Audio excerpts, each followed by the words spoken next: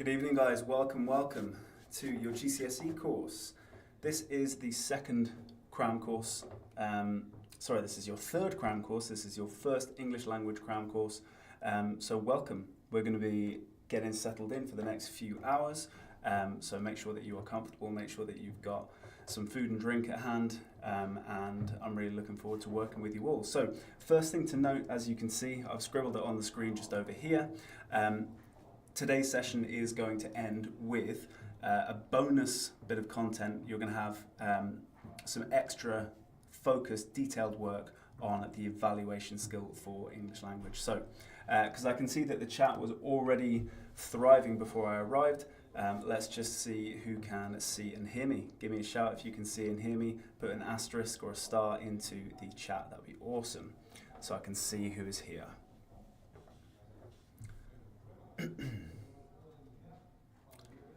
Hi. I'm a bit blurry apparently. My apologies. I think I'm all here. I think I'm still clear and fresh. Apologies if the camera is not quite up to scratch. Hello, nice to see you all. Yeah, I'm in a slightly different setup today. So good news about that. In this particular room, I can write like a dream. My handwriting is going to be absolutely amazing. Downside is I look a little bit like a zombie, so I do apologise. For that. But hopefully we have enough clarity in the audio, and you can see the slides nice and clearly, and of course you can hear me. That's all that matters. Okay, so handwriting is going to be wicked. As you can see, I've demonstrated my handwriting right there about that bonus content that we can enjoy today. Okay, so let's get cracking. So today's goal. We're aiming tonight to help you revise for tomorrow's English language exam.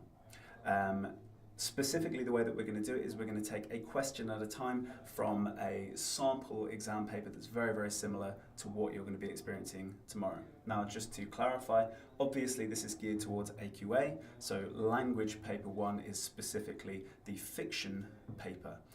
So if you are obviously from a different exam board, just make sure that your attention today is based on the skills that carry over across the different exam boards.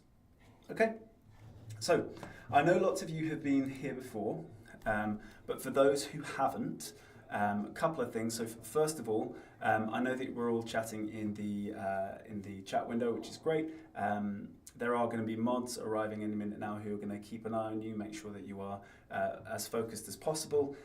If we could make sure that we keep the content as relevant as possible. So when we're discussing in the chat, please don't go off on a conversation about like potatoes or whatever. Just keep it as relevant as possible so that we don't miss any important things to do with the content. So just bear that one in mind. So for those of you who haven't been to any of these previous sessions, don't know who I am, quick overview of who I am so that you know that what you've paid for is high value. You know that I have the expertise, I have the experience to be leading this. So this is my little CV for you all. I am a fully qualified English teacher. I have spent over 10 years in the classroom all around the country. I studied English at the University of Oxford and the University of Cambridge, have master's degrees from both of those, and I have spent the last 9 years or so working as an examiner for various different exam boards, including AQA GCSE English language, which is our focus here tonight. So really, really nice to have you all here. A little insight into how we do things here. This is your cue to get involved. So Q is a little acronym. You'll get used to me coming up with mad acronyms, by the way. I just hope that you're prepared for that because there will be lots of them. So the way that we participate is we do Q. So Q is C-U-E. C stands for complete the workbook. Okay. So the workbook that you have hopefully downloaded or printed is what you have in front of you when we're going through this lesson. Now, obviously, last minute cram session means that you're not necessarily going to take this away as as a kind of revision resource that you can spend a lot of time with. However, you are going to have it for reference. I always think, and I was talking to Neil Does Maths earlier, for those of you who know him, big shout out. And he was saying that he knows that the only way that he can concentrate when he's in a lesson is if he's writing stuff down. So we're really hoping that you can use the workbook as well as the chat to make sure that you are staying active rather than just sitting there trying to absorb all the information. Just something to bear in mind. Okay, so complete the workbook, that's your number one task. Use the chat function. Now I know we're all using the chat function at the moment. We're kind of drifting somewhat away from the focus of the lesson. Please try and make it as focused as possible when we are discussing in the chat window. I will be asking you to contribute in the chat, but if we could keep it fairly minimal outside of that, otherwise the mods are going to have to silence those of you who are getting out of control. Okay, can I just say it's really nice to see some familiar names. I know that some people have attended all of these cram courses so far, so I'm recognising lots of these names coming up. Welcome back. I'm so pleased that you've chosen to study with me again. And then finally, the E in Q is engage in the Q&A. So when we are obviously in the Q&A section at the end of each section of the paper, I'm going to ask you to share your questions. So as we go through each bit of the paper, if we could refrain from posting hundreds of questions, that would be ideal, and we save those questions for the Q&A section. For those of you asking, how's my day been, mate? It's been wicked, thank you, bro. Yeah, so that is the way that I would like you to take part tonight. Mods are obviously here to help. They will share links with you, answer important questions about the running of tonight. But in general, if we could keep the chat relatively minimal. Okay. For those of you asking about when this finishes, we've only just started. Slightly insulted.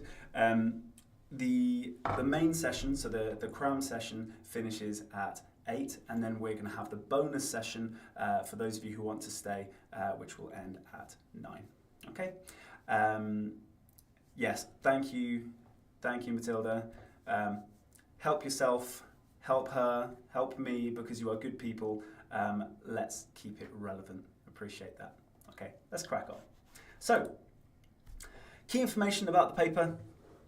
What I would like you to do is, in the chat, share your responses to this question. Now, you can note it down on your workbook as well, so you've got a record of this for kind of like a quick, cheeky cheat sheet over the top.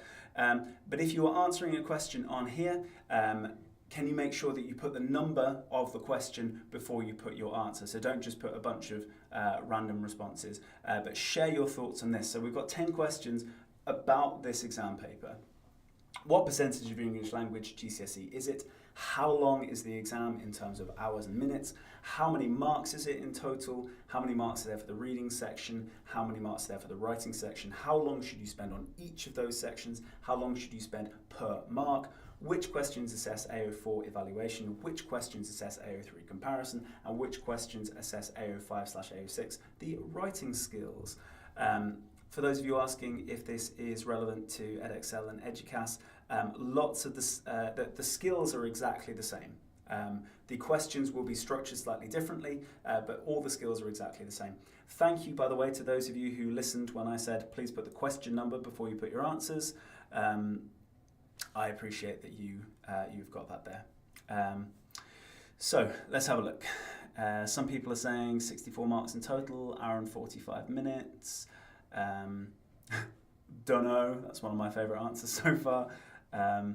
Some people saying 80 marks, not 64, interesting. 540, 1 minute per mark. 40 reading, 40 writing. I like that, nice, clear, precise. 1.6 minutes there from James. Let's talk about that one, because there will be some of the time which we're going to allocate to planning, etc. 150 marks for someone doing an international GCSE with edXL should have. So it is 50% of your overall GCSE English language. Okay. Now, bear in mind, obviously, that most of you have done. Most of you are doing English language and English literature. Most of you have already done English literature, so that is ticked. You can draw a line under it. You can forget about it forever. The key thing here is this is 50% of that GCSE English language. Now, you could argue that if we take the spoken language endorsement in, it's extra, but that's technically graded separately. So you could do terribly in your speech and still get a 9 because you've absolutely smashed the written papers. Okay, so it's graded separately. The exam is 1 hour and 45 minutes. Yep, it is 80 marks. Reading section is split into 4 marks, then 8 and 8 marks, and then 20 marks for the question 4. And then in the writing section, you get another 40 marks, which is 24 and 16 for AO5 and AO6 respectively. Now, I'm suggesting that you spend 45 minutes on each section of the exam. Okay? Each section of the exam, spend 45 minutes plus annotation or planning time. Okay, your annotation or planning time, you've got about 15 minutes with your text, about 15 minutes remaining if you do 45 minutes on each section. I would highly recommend that you spend that time annotating, planning, etc. Okay, now a couple of things have come up, people saying just spend as long as you need. No, please don't take that advice. Please don't take that advice. That's not good advice. The whole key to this this overview section is because we need extra focus on how to arrange our time. It's really important. If we just spend as long as we want on question 1, we might end up, it's 4 marks available, and we end up spending an hour on it. Okay, so absolutely no. A couple of other people saying, should we start with question 5? Suleiman, it's up to you. Some people start with the writing. I quite like it as a recommended approach. I've seen people start with the creative writing, really do a good piece on that, guarantee nice high percentage of marks, and then they go onto the reading section. So as a system, I think it's fine. However, in my experience, when I have marked these exam papers, people who have started with question 5, with the writing section, don't tend to do as well on the reading section. Whereas people who start with the reading section still end up doing quite well on the writing section usually. So I understand the point of doing writing first, but I would still start with reading. That's just me personally. Someone's asking when the break is. The break will be after our section on part 1. So section A we're going to do for about an hour till about 6:20 odd. Then we'll have a 10-minute break. Then we'll go on to the next bit. Then we'll take a break before the bonus session. Okay. People asking about the IGCSE as well. Yeah, it's the international GCSE. Lots of independent schools do it, lots of international students do it as well.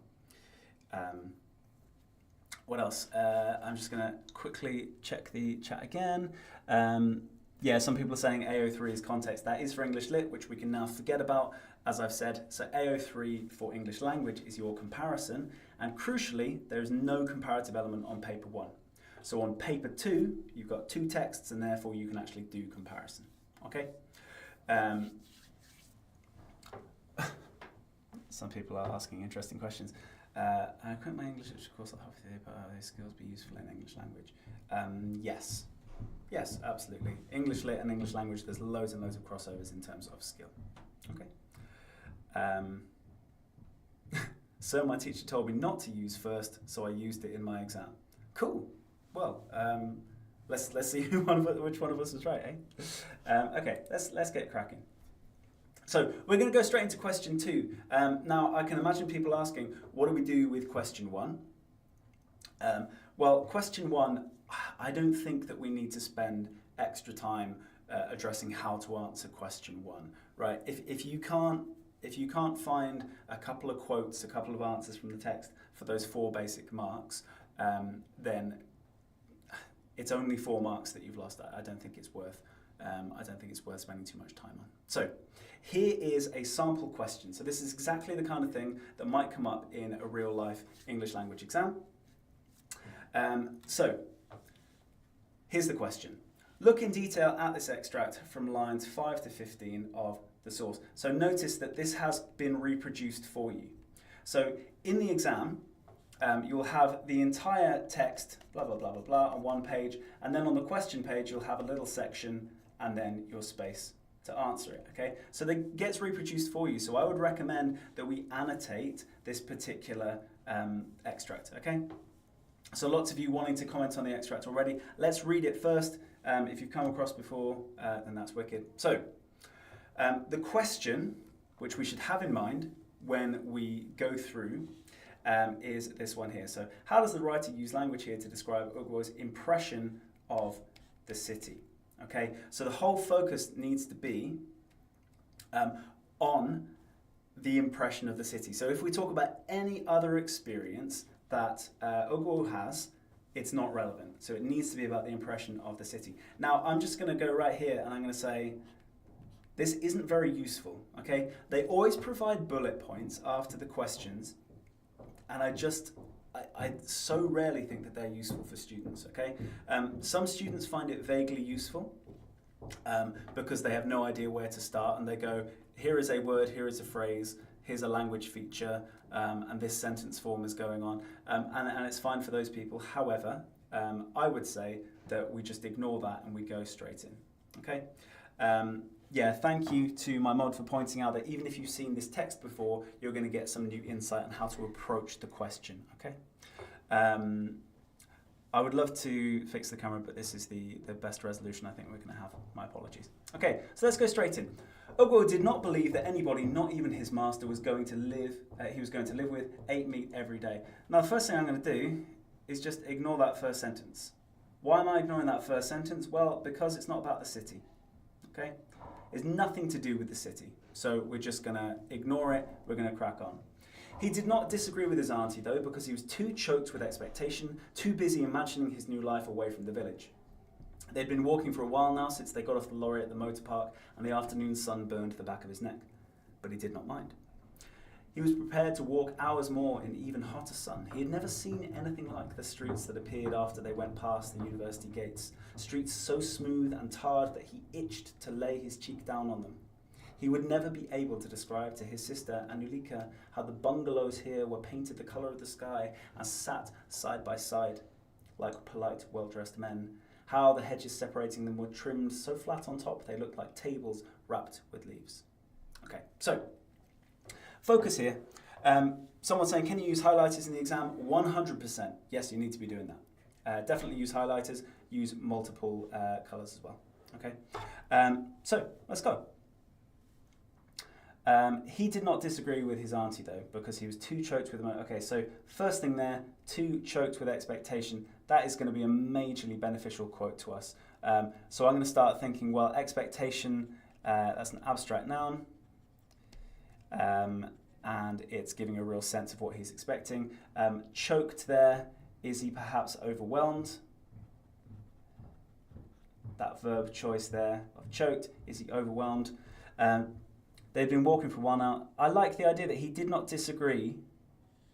So he might normally disagree, and he might normally mind, but on this occasion, he didn't do either of those things. So it's essentially saying that he might normally have conflicted with his auntie. He might normally have been upset by the heat, but on this occasion, he's not doing. So this place is the exception, okay? This place is the exception. We could call it exceptional, okay? Because he's not having his normal response from it, okay? So, what else can we do? He's prepared to walk hours more in even hotter sun, never seen anything like the streets that appeared after they went past the gates, so smooth and tarred that he itched to lay his cheek down on them, okay? So straight away, that's exaggeration. We're going to use a better word than exaggeration. We're going to use hyperbole. Now, for those of you saying hyperbole, it's obviously hyperbole, otherwise known as deliberate exaggeration. Okay? Some of you seem to have drifted off the topic. What else?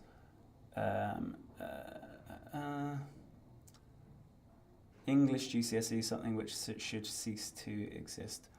Yeah, let's see how that turns out for you. Please try and be on topic now, back to the lesson. Yeah, agreed. Okay. So we've got some hyperbole there. We've also got some really nice similes, like polite, well-dressed men. They looked like tables wrapped with leaves. Similes. I'm going to use a word here called twee. Now those similes are twee. So twee is essentially basically like cutesy, kind of like over the top cutesy. So people who would say like ooh woo, right, that is twee. People are being twee, okay? So I've annotated this one nice and briefly, and I've got enough there to be talking about, okay? So I've got this key idea here, and for those of you asking about the number of marks, they are right down there, 8 marks for this question. And the focus, obviously, is on the language here. So a key thing to remember here is language, so we're not talking about structure. Now I know on some other exam boards, and I know other people are from other exam boards, in some other exam boards, they will ask you to talk about language and structure at the same time. However, on this particular, in this particular exam board, AQA, we separate language and structure. Okay? Yes, I did say ooh woo. We have spotted that one. There's always a lag, so I never know how people are responding to my silliness. But there we go. So I've annotated it effectively now, which means that I can start thinking about how to lay it out. So here is my question. Will the examiner know what twee is? Yes. Yes, the examiner will know that word twee. So if I use the word twee, they will know what I'm talking about. Okay? And no, I'm not saying it again. Right. So the way to think about this one in terms of your structure, really, really simple. Loads of you will have come across this before, is PEE. So it could be so much more complex than that. However, what instead we're just going to focus on is that overall argument structure. Now, the reason that we say PEE, even though it sounds super basic, is because anytime you want to express an argument, anytime you want to convince someone of something, then essentially you need to say what your point is, so that's the P. You need to provide some kind of evidence for it, and you need to explain why your evidence backs up your, why your evidence relates to the point that you've done, okay? So it's really, really simple, okay? So we're going to do exactly that from the things that we've picked out. So point, evidence, explanation. We can add in terminology. So we're going to make sure that we embed some terminology as we go through. And we might develop some of these. Now the easiest way to develop is to add some evidence. So it becomes a bit of a loop. So we go, our evidence then develops, we add some more, and we go back to explaining it again. Okay? So for those of you asking how you would use the word twee in a sentence, I will show you that in a minute. Am I an alpha? I find such terms horrifying. Anyway. Poor Matilda trying to get these youths to stay focused. Yeah, poor Matilda, can we be a little bit more appreciative of our mod, please? Thank you. So, let's have a look at how that plays out in practice. So, first paragraph. Our first impression... Am I Sigma? I wish I knew. Okay. Our first impression that Ogwu thinks positively of the city comes when he negates any negativity. So the first thing I'm doing, okay? So I'm structuring my argument by showing that I'm answering the question positively of the city. So impression of the city, I'm using RTQ, which is literally reference to the question. Okay, so the way that I'm structuring my first paragraph is I'm saying, I'm answering this question. Examiner, look at me. I'm answering the question exactly what it is that I've been asked to answer. So I'm going to use that phrase, city, or that language city, or impression of the city, thinks positively of the city there, in my opening sentence. My first, my sigma, yeah, okay. When he negates any negativity he might otherwise be accustomed to.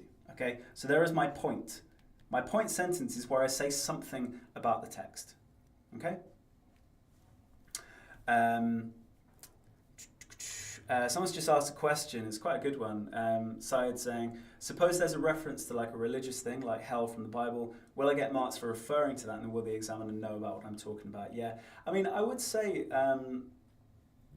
I would say in general, if there is an allusion in a text, so allusion spelled like this, allusion, i.e. a reference to something from outside of the text, then typically speaking, your examiner is going to know what it is that you're talking about. And if you don't, if the examiner doesn't, they're going to look it up. So I've seen things before where people have written in an exam, this is a clear reference to this from popular culture, and I look it up and I'm like, yeah, I think it might be actually, fair enough. So yeah, as an examiner, I can tell you that you can absolutely show your outside knowledge. There's nothing wrong with that at all. Love Life guys, no. Danielle, says, what does RTQ stand for? It's reference to question. So I'm using language from the question in my answer. Then, so there's my point sentence. Then I'm going to embed my quotation. Notice that I've got two quotations. In fact, 3 quotations in there. 3 bits of evidence straight away. And I've got did not disagree with his auntie, did not mind the sunburn, which is the point of negating any negativity, so he's not feeling as negative as he might always. Such was the thrill of the place for him that caused him to be choked with anticipation. So notice that I've embedded my quotations as I've gone through to make sure that my point is really, really clear. I've been very thorough with it, okay? Then, choked with anticipation, I really wanted to draw attention to that quotation. So I've decided to analyse it in a little bit more detail. A metaphor which depicts him as both overwhelmed, hence the adjective choked, and also excited, hence the abstract noun anticipation. So in there, I've embedded some terminology. So anytime I want to zoom in on some language, then I would recommend using the terminology, then just dropping it in. Someone saying this is so dead. I mean, you chose to be here, my guy.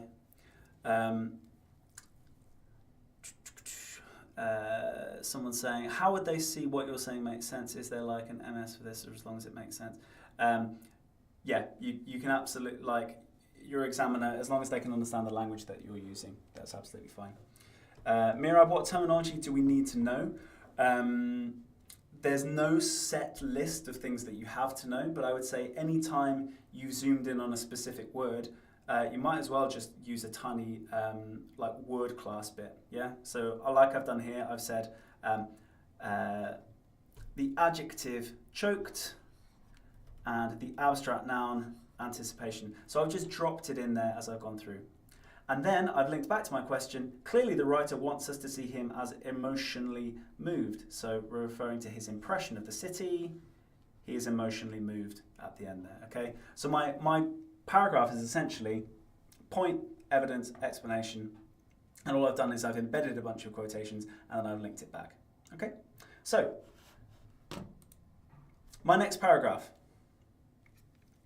The writer follows this up with a string. So notice all I'm doing here. The writer follows this up, our first impression. I've got a sense of cohesion, okay? My overall paragraphing makes sense, I'm linking things together. Then, the writer follows this up with a string of hyperbolic suggestions from Ogwo. Again, notice I'm using terminology, but my overall paragraph, terminology. Sorry about that. My overall paragraph is still structured in exactly the same way. Someone has said, do you get higher marks if you link back to the question at the end? Not technically, no. It just creates a nice sense of, it signposts to the examiner that you are answering the question that you've been given. Syed has said, will the exam board consider giving more marks if the extract is really bad, or will they just allow all protests? Yeah, I mean, it's a fair point, a fair question. My argument would be that the if the extract is really bad, most students are going to do less well, and therefore the standard required to get a 7, 8, 9, etc. Is going to be slightly lower. So they won't give you more marks, they'll just lower the number of marks that are needed if the extract is really hard or really bad. Yeah, okay, good question. His exaggerated itching to lay his cheek down on the streets is a clear indicator of his enthusiasm for the thrill of the city. With the verb itched, again, I'm zooming in, showing how compulsive his behaviour was becoming in the face of what he saw. Compulsive means that he has to do it. He's being drawn into doing it, being dragged in, pulled in. Hyperbolic means exaggerated. The writer has him insisting he could never describe the place and has never seen anything like it, again using hyperbolic language to emphasise the specialness of the city. So if we take that, thanks for appreciating the handwriting upgrade. I would love to say that it's because I've really practiced, but it's because I'm using a different tablet, which is just more amenable to my handwriting style. But thank you, I appreciate the love. So my structure here has just been point, my first sentence, then I've got my evidence. In fact, what I've just done there is I've put some terminology in there with the T verb, itched, and then I've explained it, and then I have returned to the question. So if you want to upgrade from PEE, you might say it's Peter, right? If you want to put Peter in your responses, that's absolutely fine. But essentially, it's just the same thing. It's just reminding you that you can zoom in on language with addressing some terminology, and then the R is returning back to anything. Okay. So let's have a look at the final paragraph. Again, look at what I've done. Finally, so I'm just linking my paragraphs together. Ugo's use of twee similes, like I said, twee, that adjective that I referred to before. Similes, I'm using terminology. Shows how charmed he is with the city. So notice charmed with the city. I'm linking back to my question phrasing. So I'm RTQ, reference to the question, how charmed he is with the city. So my point should always be, this is what's going on in relation to the question. Okay. For those of you asking about Peter, I actually just came up with that on the spot. It's not an existing one. But I said that the T was technique, so I'm going to zoom in on a specific language feature, and I said that the R was a reference to question, i.e. I'm linking back to the question. Okay? Hopefully that makes sense. Okay? So then we've got, when he says the bungalows sat side by side like polite, well-dressed men, and that the trimmed hedges looked like tables wrapped with leaves, he paints an idyllic picture of the new city with positive adjectives like polite and well-dressed and natural imagery like leaves to reinforce this. So for those of you asking about twee, again, it basically means really kind of cutesy, okay? Twee, cutesy, like overly cute rather than kind of naturally cute, okay? Lots of you are asking about different structures like peel, pretzel, petal. They're all fine. They're all doing the same thing. The key thing here, the key thing is that we need to refer to the question with my point. We need to include a range of nice quotations. We need to zoom in on the language features being used, and then we need to refer to the question at the end. Okay, so it's just PEE. Okay, so it's quite a simple response that I've done. I've got 3 paragraphs, but notice the reason that this is 8 marks rather than 6 or 7 is because of the sheer number of quotations that I've used. Okay, now examiners really like it when the point that you've made is not just from a single quotation, it's from a whole bunch of them. So I'm just going to quickly draw attention to how many quotations I've actually done. So I've got 1 here. I've got 2, I've got 3. I'm not going to count it when I've re-quoted from the quote, but I've got 3. I've got 4, 5, and 6. I've got 7, 8, 9, 10. No, actually 10, 9, 8. So I've got 8 quotations, okay? Now I'm not saying that you need 8 quotations to get 8 marks. However, what I'm referring to is the fact that if I have referred to lots of evidence, I'm showing that I have an awareness of this whole extract. What a lot of people do is they will just go, ooh, this is a really cool sentence, but he did not mind. They will take it out of context and they won't refer to anything else, okay? So a whole range of quotations is what I've included in this response that I've written. Yes, this is one that I've written. I've written it like a student rather than like a teacher so that you can see what is realistic to get the top grades. Now, I could write something that, you know, a university undergraduate would write, or an A-level student would write, or even a qualified teacher might write. However, if I don't write it like a student based on all of the many, many thousands of examples that I've seen before, it's not really going to be that useful, okay? So just bear that one in mind. Hopefully that all makes sense. Is this realistic? Yes. So some of you are asking specific questions about the details there. Minimum amount of quotations.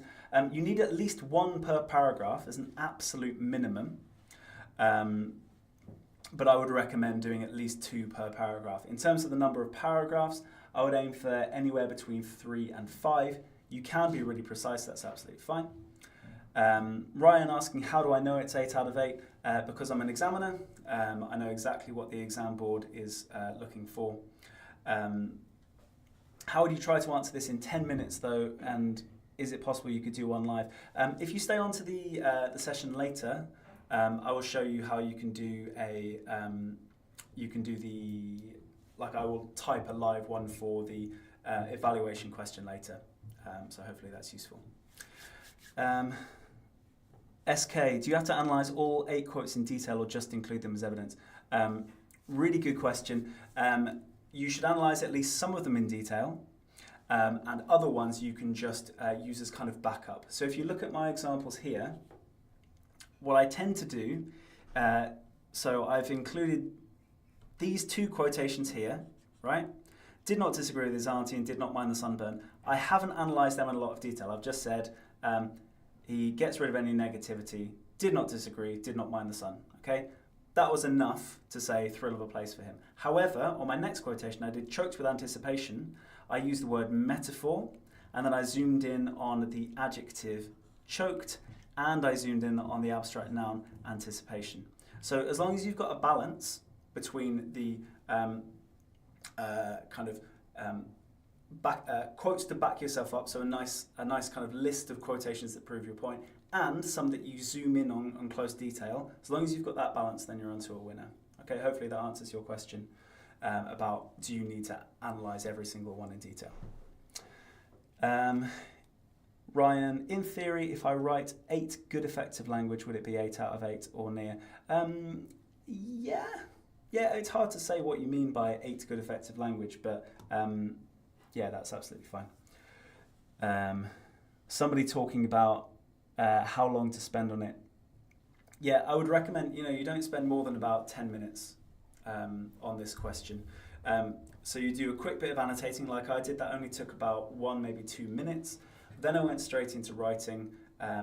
It's about a mark per minute. This could be very easy to do, just kind of, just to go 3 quick paragraphs. You can do that in 8 minutes. Bada bing, bada boom. Okay. I'm a sound guy. Thank you. Thank you. I appreciate that. Ghazala saying, is question 2 just technique spotting? No, you need to explain the effect of the language as well. So it's really nice to include some terminology as you go, but don't just zoom in.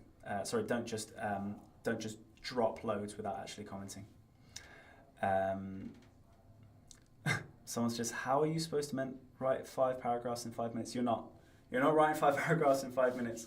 You're writing 3 paragraphs in about 8 minutes. Someone has just said, do you have any techniques or acronyms to answer this question? Yeah, we just talked them through. What else? Some people have asked a couple of questions. So I mind moving the mic a bit closer. Yeah, that's fine. That's absolutely fine. Sentence forms include, like I learned this. To be honest, I don't think lists are that relevant to a language question. I think they're probably more relevant to a structure question, to be honest. Okay, hopefully that makes sense. Right, let's move on to the next question. So, this question, loads of people struggle with. I know Ryan has just said in the chat, always struggle with a structure question. We are going to spend a little bit of extra time on this question 3, which is structure. Okay, so just a quick one to bear in mind. How has the writer structured the text to interest you as a reader? Okay. Now, I came up with an acronym the other day that I really wanted to share with you guys. And it is Cool Spider. Okay? So Cool Spider, it stands for the following 10 things. Contrast, opening, order of events, length of sentences, shifts, paragraphing, implications, discourse type, endings, and repetition. So just to explain what that means, contrast is any time you've got a difference between 2 things in a text. Doesn't matter if they're close together or far apart. Opening, that is how the story starts, what impression you were given to begin with, how it sets the scene. Order of events, why have things been put in a certain order? Length of sentences, so I don't think we need to spend any more time on that. We know that short sentences, long sentences, etc. Shifts, anytime we have a shift in, for example, like tone. So if something is upbeat and then it suddenly gets serious, then suddenly we're looking at a shift in tone. Paragraphing, so you can see already from this one how it's laid out. We've got some really long paragraphs like this one here, and we've got some really short paragraphs like this one here. Okay, so something like that you can see from a distance. Paragraphing. Implications, that's any time where something has not been made completely clear, when hints have been dropped, when seeds have been planted, when we've just got a vague sense of what's going on but not absolute clarity. Discourse type. Discourse type is basically when we move from narrative, like a story, to description, where we're talking about things in detail, to dialogue. Anytime where we have a change in what the purpose of the writing is doing, whether it is describing, narrating, having dialogue, etc. Okay. Endings, how is it ended? So if we look at this one straight away, we can potentially comment on Ugo stood by the door waiting. That sounds like a cliffhanger to me, so that's something I'm probably going to come back to. And then repetition, anytime that something has been repeated. Okay, so really, really simple. That Cool Spider acronym, it gives you something to refer to anytime we go through a text. So first thing I'm going to do is I'm going to read the extract to you. Should be nice and quick. Master was a little crazy. He had spent too many years reading books overseas, talked to himself in his office, did not always return greetings, and had too much hair. Ogu's auntie said this in a low voice as they walked on the path. But he is a good man, she added. And as long as you work well, you will eat well. You will even eat meat every day. Now we've got the extract we just commented on. Ogu did not believe that anybody, not even his master he was going to live with, ate meat every day. He did not disagree with his auntie, though, because he was too choked with expectation, too busy imagining his new life away from the village. They had been walking for a while now, since they got off a lorry at the motor park, and the afternoon sun burned the back of his neck. But he did not mind. He was prepared to walk hours more in even hotter sun. He had never seen anything like the streets that appeared after they went past the university gates, streets so smooth and tarred that he itched to lay his cheek down on them. He would never be able to describe to his sister Anulika how the bungalows were painted the colour of the sky and sat side by side like polite, well-dressed men, how the hedges separating them were trimmed so flat on top that they looked like tables wrapped in leaves.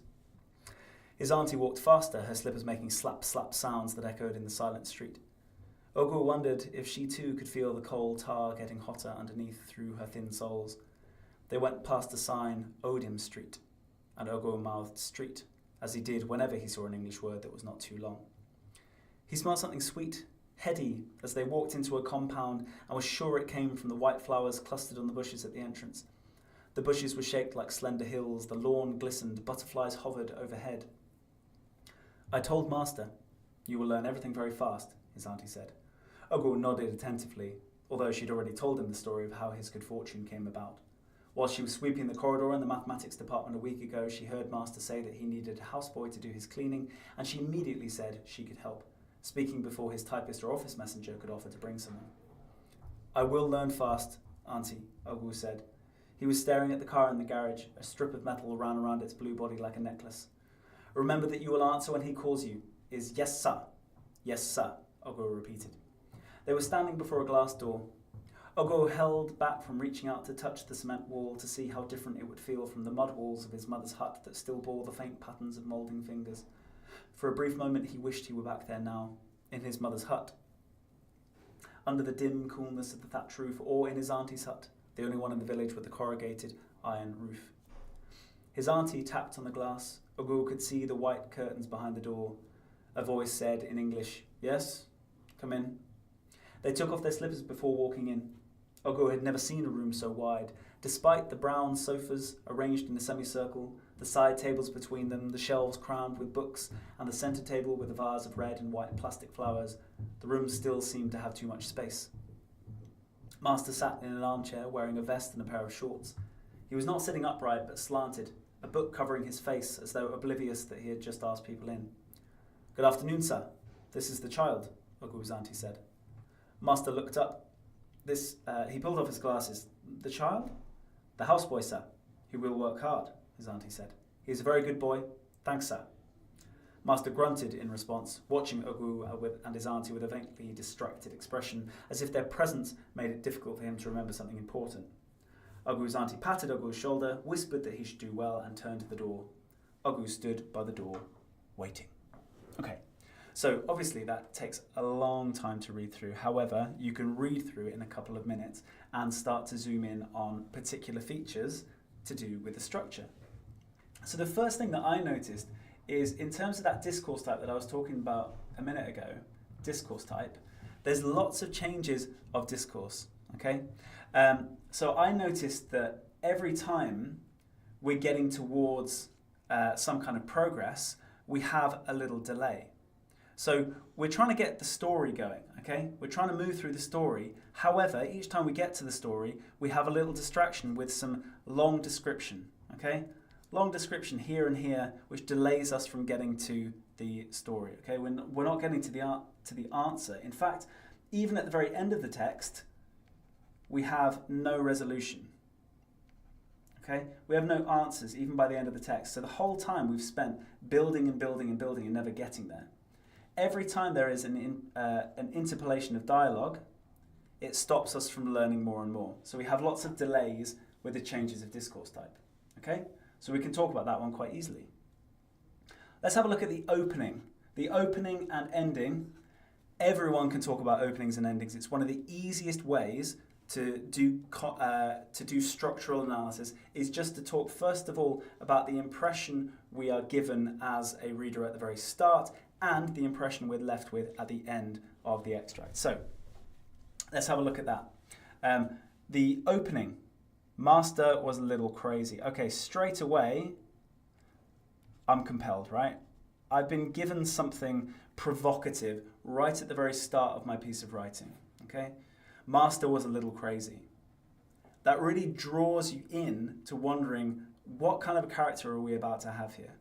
Miranda has just made a nice point as well. At the start it talks about the master, and at the end it talks about him again. Could we call this cyclical? Absolutely. So we've got this really striking start, and then we don't have much of the master until the end. So yeah, you can definitely call that cyclical. It starts and ends with the master, and we don't really know any more about him, do we? So we haven't learnt all that much. By the end of it, this no resolution, this cliffhanger kind of an ending, That's the impression we've been left with. So already, I've got three things that I can say. I can talk about how we're positioned at the start of the extract to feel something straight off the board. I can talk about how by the end of the extract, we really haven't learned anything that we came in to learn. We haven't got our answers yet. And we've already also talked about how there's lots of interruptions to the story being told. Super easy, right? So some of you are asking about Cool Spider. Cool Spider is literally just this acronym here. Contrast, opening, order of events, length of sentences, shifts, paragraphing, implications, discourse type, ending, repetition. That spells out Cool Spider. It's a nice little acronym to use. Now some of you are asking how many Cool Spiders do you need to do? How many features of Cool Spider? Just the ones that come up. Don't try and force it if you can't find any. Start with opening and ending because you'll always have something to say about those, and then start to look at the other details. Someone has just said, could you say it's anticlimactic? Yes, Jasmine, I remember you from last time. Really great point. Could you say it's anticlimactic? Yes, it is anticlimactic. Totally. So I would say a minimum of kind of 3 or 4 structural features would be a really cool way to start. Okay. My teacher never tells us all this. Sorry, Fatima, this is just my particular way of approaching the structural question. There are loads of ways to talk about structure, but I like having an acronym so I can just go, do we have this? No. Do we have this? Oh, yes, so I'm going to talk about that one, underline, make a couple of notes, and that's how I kind of go about doing my annotations. So I would literally write along the top of my paper, above my text, Cool Spider, and then I would go through the text looking for those features and going, okay, it has got an opening, it has got an ending. I'm going to talk about those. Are there any changes in discourse type? Someone's just asked what it means. Discourse type, a type of discourse is basically what the text is trying to do at any one point. So a type of discourse might be narrative, where it's telling the story, or it might be descriptive, where it is describing things around. It might be about dialogue. That's another type of discourse. So anytime we change between those, we have a change in discourse type. And in this particular context, each time we go away from the narrative, the story, to a different discourse type, we're delaying the reveal, we're delaying the answers. Someone's saying, could you say assonance is on line 27? I'm sure you could. However, assonance is usually something that you would probably talk about. You'd probably talk about that more in poetry or when you're doing really, really close textual analysis. Here, you wouldn't talk about assonance because it's not a structural feature. How many paras again, Fatima? I would say, again, 3 to 5 would be good, considering that it's only 8 marks. You don't need any more than that. 3 is usually enough. Zara saying, do you zoom in or would that be analysing language? Yeah, usually save zooming for your language question, so the question before. Yeah. Cheers, Mohammed. I got my fresh trim the other day. Appreciate that. Okay. Someone's saying, could it show the people's obsession with him or his narcissistic personality? What, the fact that it starts and ends with talking about him? Yeah, totally. Can I give the effect for each letter? Yeah, it's going to be different from each time, but I can give you a quick rundown. So contrast, anytime you have contrast, you're made to think about those two things that are different. So if there was a text that talked about lots of violence and lots of peace, that contrast makes the peace seem more peaceful and the violence sound worse. Okay, so we put contrast or juxtaposition when there are ideas that we want to create contrast with. The opening, that's just positioning you as a reader. So how are you supposed to feel and what you're supposed to think at the start of the extract. The order of events, basically, it's telling you, is it chronological or isn't it? And why does that matter? Do we have a flashback? What is that telling us? So there is a flashback in this story. It's non-chronological. And so we know that this person is maybe thinking more about the past, and that could be something we could comment on. The shifts, any kind of shift in tone, it's going to change our impression as readers. So each of these features, basically, you're looking to see how the reader feels as a response. Hopefully that will make sense. Okay, we need to get on to looking at the how to write this. So I've done my annotating. I found my various features of Cool Spider, and I am now going to write about the effect that they have. So remember, I want to be focusing on interesting me as a reader and the structure. I need to refer to the whole source, so I'm going to need quotations from throughout. Hopefully that makes sense. Okay, so Charlie Smith says, would it be better if we call a cliffhanger a hanging conclusion? That's what my teacher said to us. Yeah, that's probably a more formal way of wording it. You're not going to lose marks, though, for saying cliffhanger. I've never taken marks off for people saying cliffhanger when they could have said something more formal. So no. Hopefully that makes sense. Okay, so here's my first paragraph. The writer has structured the text. Okay, reference the question straight away. I want to make it really clear that I'm answering the question. So, how has the writer structured the text? The writer has structured the text to interest you as a reader in such a way as to engage the reader immediately. Okay, so the first thing I'm doing is just referring to the question. And I'm not going to leave it at that. I'm just going to say, with a provocative opening clause. Okay, that is my point. Okay, I'm making a point that the opening to the story, which is over here, Master was a little crazy. If I can find, where's my pen gone? My pen has completely disappeared. Ah, there it is. Master was a little crazy. It immediately makes us think something, okay? So that's absolutely clear. My point, it opens with a provocative opening clause, okay? Svanik said, most questions ask for how do they interest a reader, so third person, but this is saying more of a first person view. Yeah, so you are a reader, Svanik. You are the reader that this has been aimed at, okay? You are reading it, therefore you're the reader. So you definitely talk about yourself or people like you in responding to the extract. Yeah? Okay. Opening the text and perhaps the novel with the assertion that Master was a little crazy. There is my evidence. Serves multiple purposes. It introduces a character, some intrigue. That is my explanation. The sentence that follows serves to soften the tone by explaining the nature of his craziness and tempering our expectations of some kind of villain. Instead of a threat, he is a source of bounty. You will eat meat every day. This sets the scene for opportunity. So this bit here, I am developing. And the way that I've done it is I've just provided more evidence for the point that I'm making. Okay? More evidence for the point that it's making. Okay? So the key Luda's English versus pen. Yeah, we were reunited in the end. We're besties again. And then my final thing here, again, I am referring to the question again. I'm showing that this whole paragraph where I'm talking about the opening sentence, it sets the scene for opportunity. You will eat meat every day. Okay, that's my reference to the question. So in terms of structure, I've just said, this is what the opening does to us as readers. It creates an expectation. Okay, some of you are popping off in the chat, so let me just quickly have a look. Do you need a thesis for question 3? I mean, no. No, it's too short to write an introduction. All you're going to do is your point sentence, which contains your kind of thesis because you're referring to the question. Hopefully that makes sense.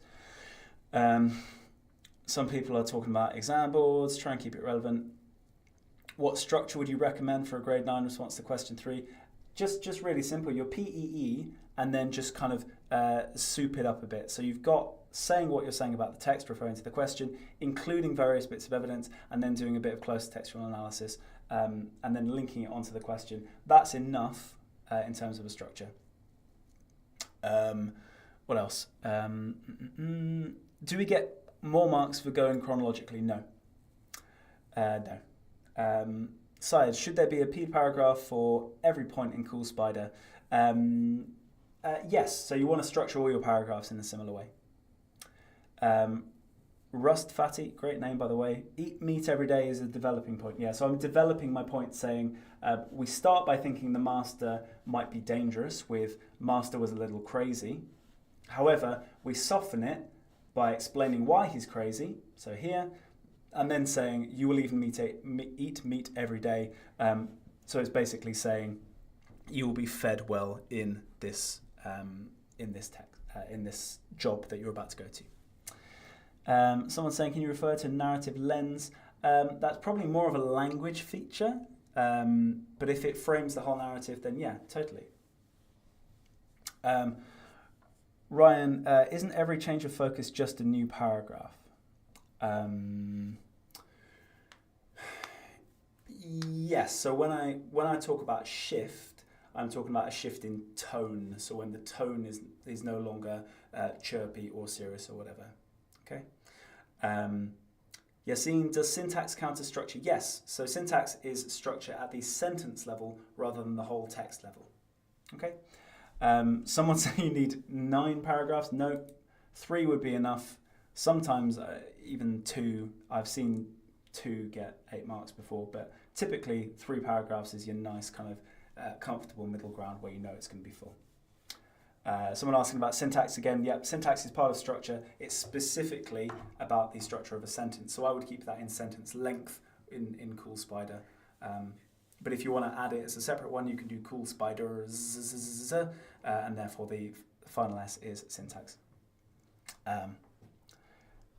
Some of you are getting confused about syntax. So the other kind of syntax, obviously, in coding and maths and stuff is different. Syntax is literally sentence structure, particularly word order, basically is syntax.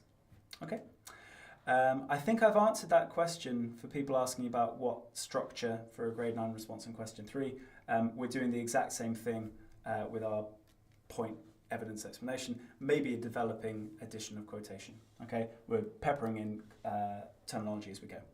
So the text frequently deviates from the main narrative, that is blah, blah, blah, blah, delaying the climax with both flashbacks and dialogue interpolations. Okay, so there is my point sentence. On several occasions, Ogwood stops to describe his surroundings, such as the bungalows, hedges, cement wall, wide room. So I put 1, 2, 3. I put 4 quotations in there, really short ones though, just to prove the point. Okay. Sir, am I going to bulk? I would say I'm the bulkiest that I could ever be. I need to cut, but and now you've asked the question, so you're going to cut? Yes, it will one day. What I want you to pay attention to now, though, is look what I'm doing here. Lines 24 to 27, lines 34 to 36. So I'm still making a reference to evidence. This is still evidence, even if I'm giving line numbers. The reason that I'm doing line numbers is because I don't want to copy out this whole section here. I don't want to copy out this whole sentence. I don't want to copy out, where's the other one? This whole paragraph. So I'm just going to say, in this section, 24 to 27, this is what's going on. 34 to 36, this is what's going on. Hopefully that makes sense. As well as 5 separate occasions of dialogue. So again, here's another way of providing evidence by giving it numerically. I can say that something happens 5 times throughout an extract, which means that instead of copying out 5 bits of dialogue, right? So we've got 1 here, 2, 3, 4, 5. I'm not going to copy all of those out because that would be absolutely insane. So instead, I'm just going to have a quick reference of 5 separate occasions of dialogue. I'm going to have references to multiple bits of lines. And I'm also, if I can quote, I am going to quote, but notice that they are 3 really short quotations. So anytime you've got structure as the thing that you're focusing on, so on the structure question, it's a really good idea to refer to kind of like line numbers and number of times that something happens, and then lots of really short quotations, and it saves you from having to copy out really, really long things to show the structure. Okay, so it's really, really really useful. So hopefully this paragraph can teach you that there's a whole load of things that you can do instead of just quoting to provide evidence. And then my final paragraph, I'm linking them together. Whilst delays are frequent, there is no shortage of reminders of the destination. Throughout the extract, we are repeatedly informed that Ugo is on his way to something both brilliant, short quotation, but also foreboding, short quotation, short quotation, short quotation, short quotation.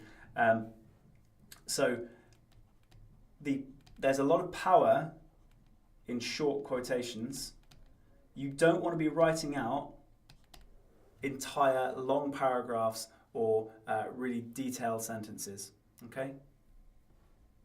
Hopefully that makes sense. Rachel has said, do you have to do paragraphs or can you write it as one long paragraph? Writing it as one long paragraph will be absolutely fine. Yeah, one long paragraph is fine as well. But yeah, it's quite simple. So Anita is saying, what separates a 5/6 mark answer, a 7-8 mark answer for this question? Usually, it's the range of references.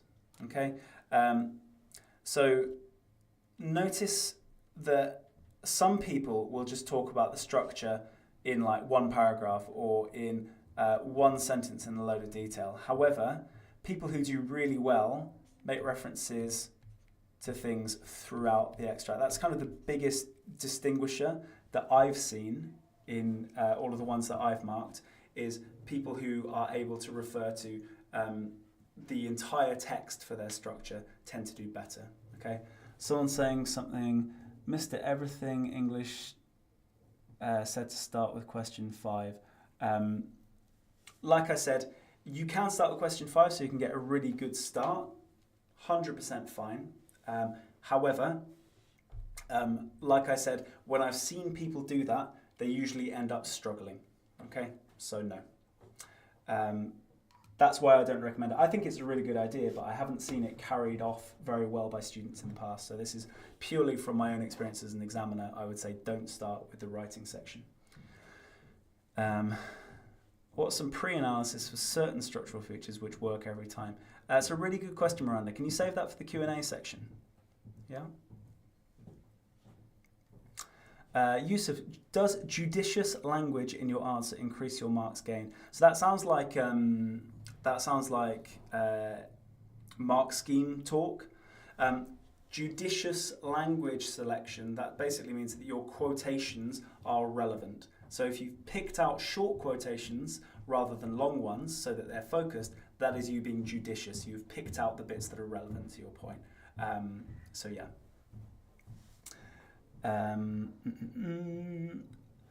3 paragraphs is being safe. Yeah, so comfortable 3 paragraphs is all good. Yeah, okay. Right, does that all make sense? Are we all happy with that? So we follow that same structure each time. We put our terminology in. We have a nice wide range of quotations. And then crucially, like we saw in this middle paragraph, our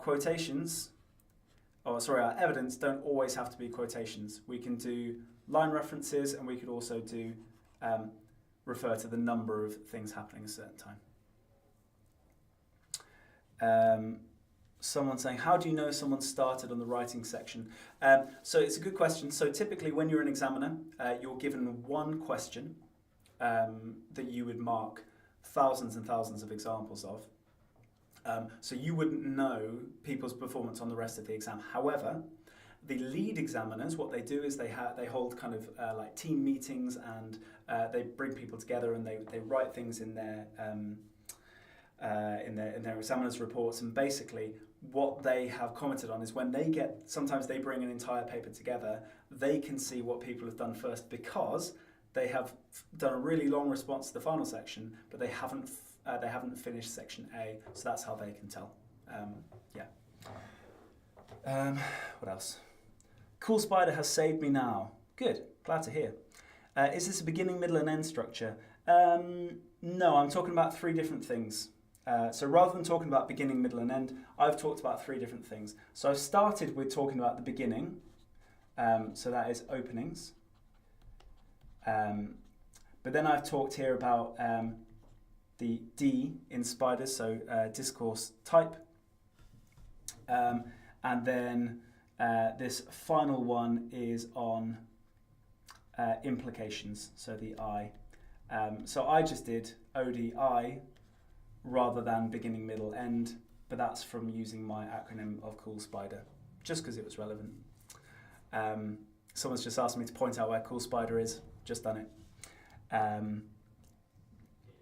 Let's have a look. Someone said, "Sir, I met the lead examiner." Wicked, cool. Say hello from me.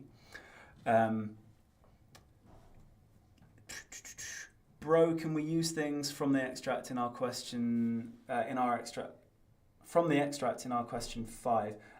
So question 5 is Question 5 is about the whole text, so you have to refer to the extract. Do you mean, can you refer to similar points? Presumably. So yeah, you can talk about some of the same ideas in your question 5 that you did on question 3 and on question 2. That's fine. George, ODI, it's from my acronym Cool Spider, so it's just some examples from my structure. So the O is opening, so I'm referring to the opening of the extract with how it's structured. The D is discourse type, so this is how the discourse type keeps changing to delay things. And then implications, that's just any time where we don't know exactly what is going on. Okay, hopefully that makes sense. Someone's saying, can we talk about the reader's feelings? Yeah, you can. So one way of making a piece of writing really nice for this question is to use the idea, interest you as a reader, write a structure. So like I did in my opening sentence, the writer has structured the text in such a way as to engage the reader immediately. Okay, and it sets the scene for opportunity. So we're referring to the effect on the reader throughout because it's in the question. Yeah. Okay, moving on. Thank you so much, Svanik, for sharing that, the Cool Spider acronym for someone who wasn't here. Hopefully that's useful. Now, I'm going to suggest that we take a 5-minute break before we have a look at this 20 marker. So we come back here, let's say at 6:17. So we're going to take a quick break now. Break until, let's go 18, let's say 1818, okay? A very, very good year. Okay, we're going to take a quick break and I will see you back here and we'll have a look at this question, okay? See you guys in a minute.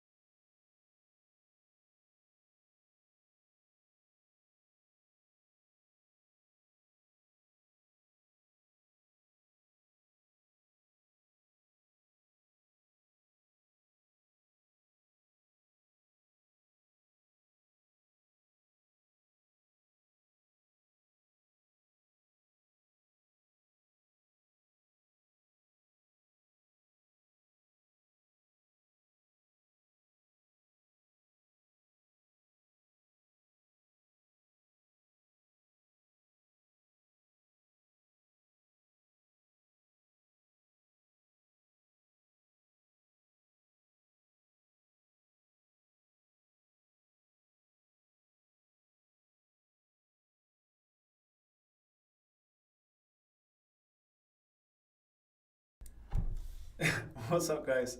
Nice to see you.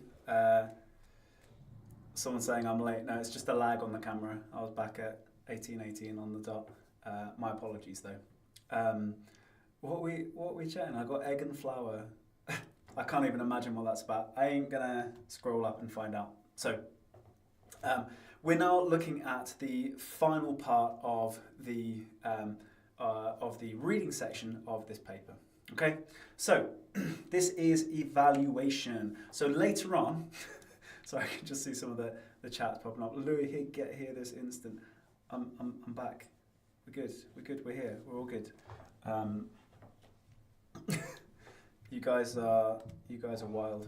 You seem like a decent bunch. Okay, so this is evaluation. So later on, for those of you who stick around for the bonus session, we are going to be looking at a little bit more in detail at evaluation, but we're still going to have a look at this question, keep it nice and relevant. So, first, guys, be nice to each other, please. First thing is, focus this part of your answer on the second part of the source from line 20 to the end. So the evaluation section, it always refers to a specific part of the example, okay? So it always refers to a specific section, and the specific section of the of the extract is usually the bit from the end, okay? So the bit at the end, there's going to be a student, a mythical student who comes along and says something really insightful about the extract. So this student looked at the extract that we just read and said, from the moment he arrives at Master's compound, the writer portrays Ogwu's feelings of pure excitement, but by the end it seems that he may be very disappointed. Ooh, to what extent do you agree? Okay, that's the key thing that we're looking at. That's what shows that this is an evaluation question. So we're going to evaluate this statement. All of the rest, anything else that's going on there, kind of irrelevant, okay?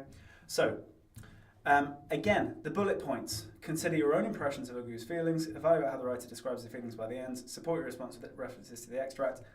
I don't find them useful. I just don't find them useful. Now, some of you are asking the question that I really like, which is, what is the difference between analysis and evaluation? Well, evaluation, guys, your chat is remarkable. Sorry, Louis, for being authoritative and too Sigma. That sounds like a contradiction, but hey ho, you are forgiven. So the difference between analysis and evaluation, essentially, I'm just going to put it as, because I know lots of you are fans of Neil Does Maths, I'm going to put it as an equation. Evaluation equals analysis plus reader plus comment. So what that essentially means is that when we answer the question, we start by saying, I agree with the student who said whatever, blah, blah, blah. Then you do your analysis to show why you understand it, right? And then you say the effect that had on the reader, okay? Bro, when the next break? You take a break whenever you want, bro. So, hopefully that makes sense in terms of evaluation. It's just basically evaluation plus some extra details. Yeah, I feel I like this as an equation, but I feel like I want to do some brackets like analysis plus reader plus comment divided by paragraph, and I feel to the power of let's say, oh no, I've ruined it, to the power of 4. Yeah, I've decided that is my amazing kind of key to understanding everything. Hopefully that makes sense.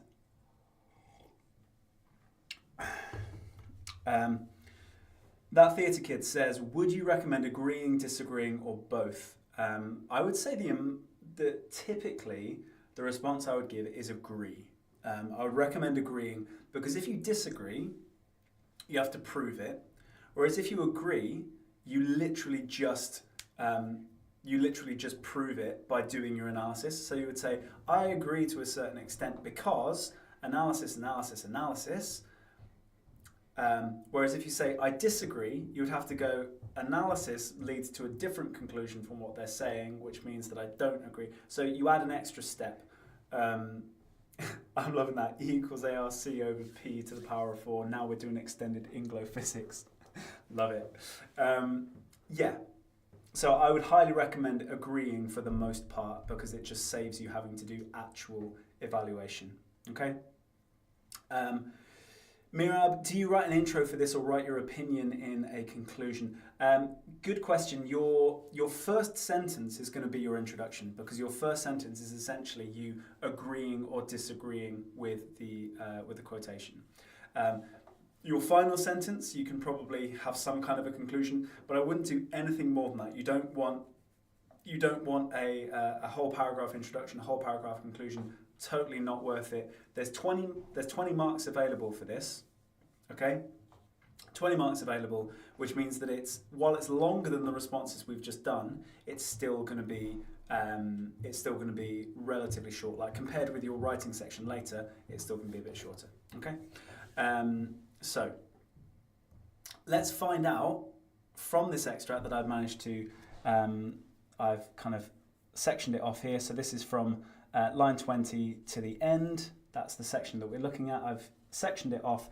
If it were me in an exam, the first thing that I would do is I would just literally just draw a box around the part of the extract that you're supposed to talk about rather. It's really tempting otherwise to refer to something else from the question. Okay? Anyway, let's go in and we're looking to see if he seems excited and if he seems disappointed. So I'm going to look for any kind of evidence that he is either of those emotions and how the writer is doing that. So I'm going to go through. Let's have a look in this first paragraph. Smelt something sweet, heady, white flowers, slender, glistened, butterflies. Okay, so this is what I would call idyllic language. Okay, so idyllic language, it's very idealized and beautiful, right? So we've got a whole bunch of idyllic language in the beginning, which I would say suggests that he does feel positive. Maybe it's not excitement, but he has a really strong sense of happy peace, okay? And then, I told you will learn everything fast, his auntie said. Ogru nodded attentively, blah, blah, blah. Okay, now this interruption here is a little bit more threatening, isn't it? There is a sense of threat going on here. I told Master you will learn everything very fast. That essentially is basically saying, you better learn really fast, okay? Or there's going to be trouble. I'm serious. That's essentially what that's doing. I told Master you will learn everything very fast. She says it as a declarative, as a sentence, like a statement rather. However, she means it as an imperative, doesn't she? She means you will learn everything very fast. Learn everything very fast or you're in trouble. Okay, so there is an immediate sense of threat, which is potentially disappointing his general impression of the place. Okay, so that's immediately from the very first two paragraphs, we've got a contrast between the excitement and the potential disappointment. Okay. I'm glad that I horrified you all with my scary, scary voice. Okay, so I'm going to go on to the next one. I will learn fast, auntie. Okay, fine. He was staring at a car in the garage, a strip of metal around its blue body like a necklace. Okay, so the beauty there is back. We've moved back to excitement again. Now, I wouldn't necessarily recommend in your exam just doing a bunch of kind of smileys.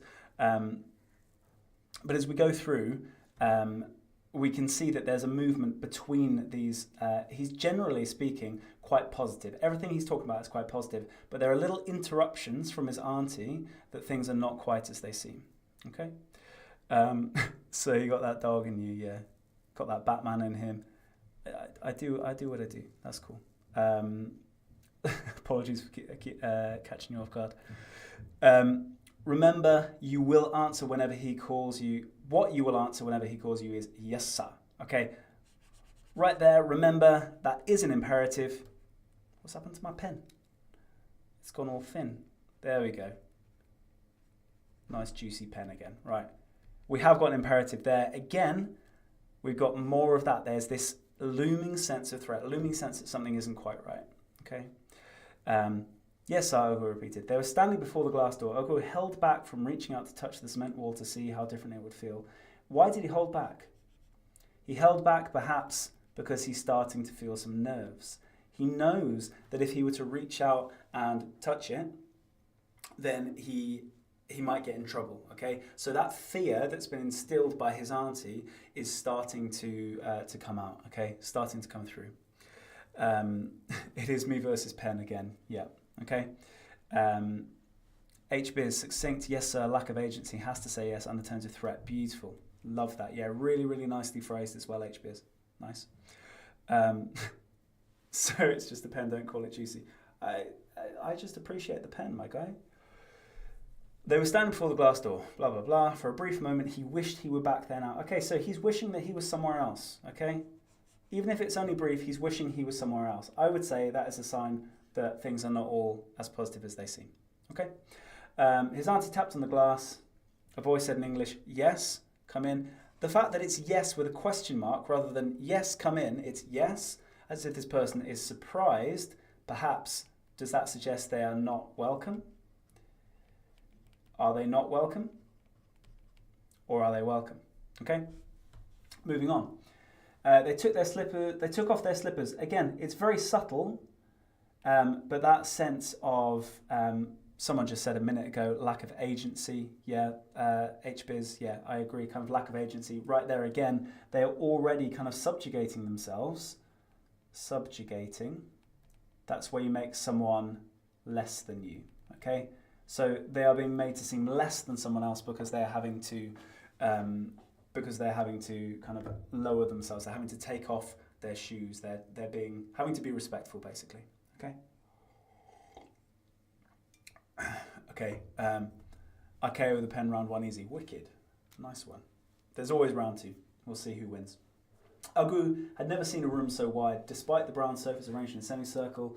Side tables between them, shelves crowned with books. I tell you what, there's a lot of quite negative language in this paragraph here. The room is wide. It's too wide. The shelves are crammed with books. The flowers are plastic, right? Plastic flowers. That's not very flattering. Too much space. He was not sitting upright, but slanted. Okay. All of this paragraph is getting a bunch of kind of negativity coming in. So as soon as he arrives in the office, he notices that the office space itself is really negative. So yes, A Ultimate has just said very pessimistic. So it's pessimistic language, I agree. So wide, crammed, too much space, plastic flowers. He's not even sitting upright. We've got a whole bunch of negativity coming back in. Okay? Okay. Good afternoon, sir. This is the child. Again, so we're doing a bit of kind of depersonalization there. Or de-individuation. They basically mean the same thing. It's basically this sense that he is the child. He's not Ogwu, he's not being named here. He is just the child. Okay, so he's been a little bit kind of certainly de-individuated, depersonalized, maybe touching on dehumanized because he's not given a name anymore. Okay.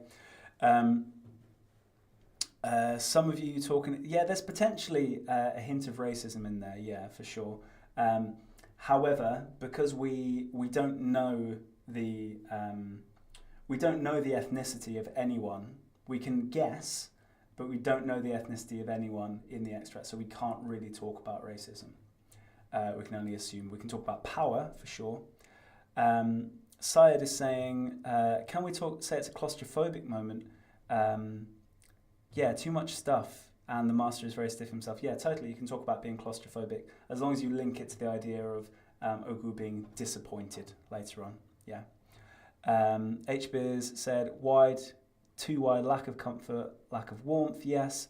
Veneer of a superficial look of plastic, lack of life force impression, lack of tidiness to welcome guests. Yeah, beautiful. Yeah, I love the points that you're making. Really nice. Well done.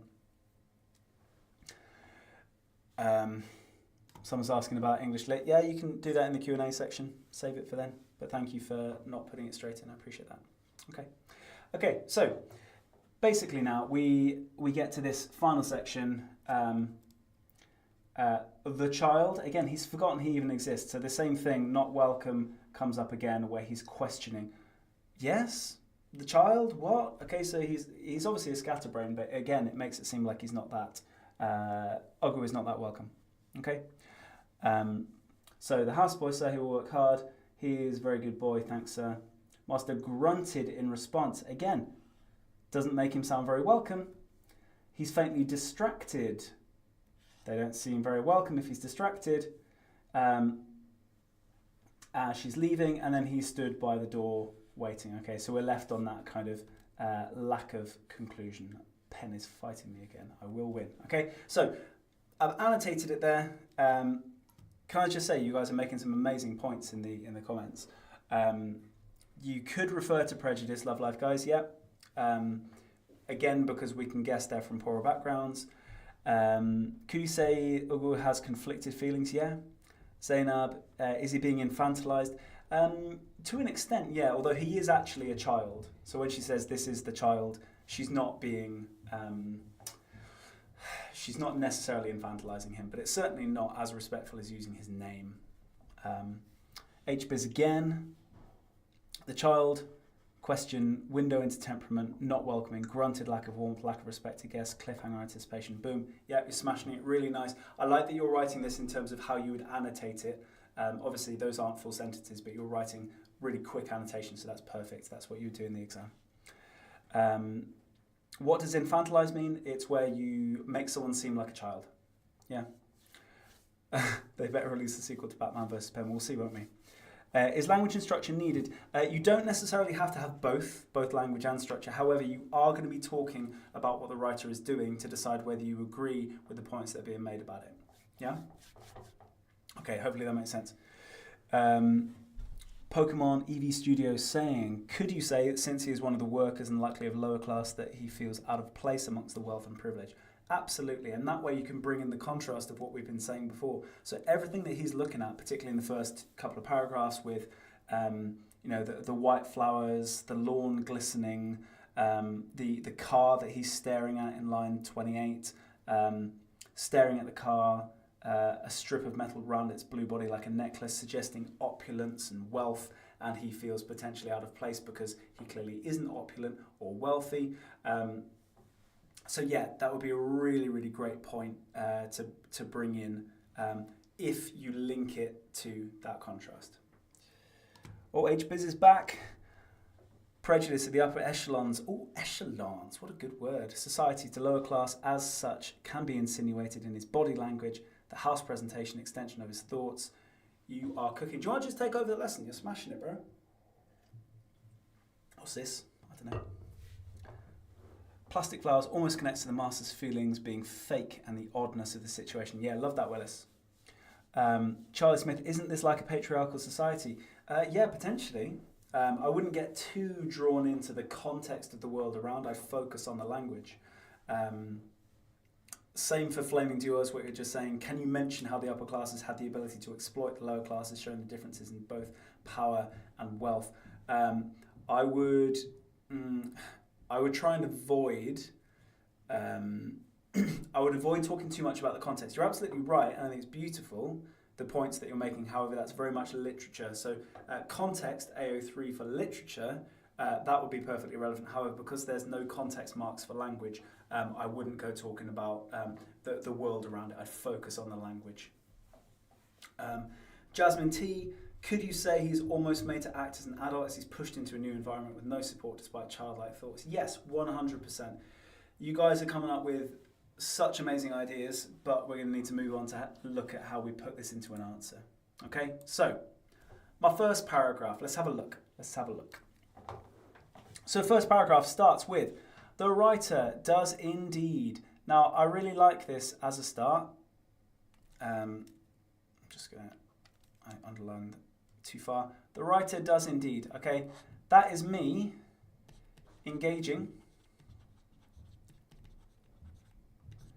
and that is my my AO4, okay?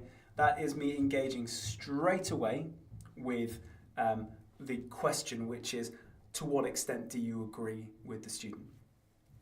Then we go, commence this part of the extract with pure excitement, okay? That is another reference to the question. So the question says he starts the extract with pure excitement. And then I'm going to give some evidence with a sensory experience that pleases Ugu. So now I've just gone straight into my normal point. And I'm going to provide some evidence. He's enticed by these sweet, heady smells, the idyllic sights, white flowers, bushy shaped still under hills, lawn glistening, and butterflies hovering overhead. There is my evidence. However, there's a clear pause here, both with Ugu stopping to take care of his surroundings in an interpolated dialogue before actually entering the compound, creating a very mild sense of apprehension. And this is me basically developing on that point again. This sense of apprehension is in the reader. If not Ugu, whose auntie's veiled warning, you will learn everything very fast, is clearly lost on him, distracted as he is by the car in the garage he is staring at. He is, it seems, somewhat vulnerable in his innocence. Okay, so notice that I mention the reader here. Okay, so I've done my explanation of the effect of the language, but notice here that I'm mentioning the reader. Okay, so this right here of engaging with the question, of agreeing or disagreeing with the student at the start, and referring to the effect on the reader at the end, that is what makes this evaluation, even though the middle part of my paragraph, the bulk of my paragraph, is just P-E-E, just my normal point evidence explanation. Okay? For those of you asking about RTQ, reference to question. Yeah? Okay, does that make sense?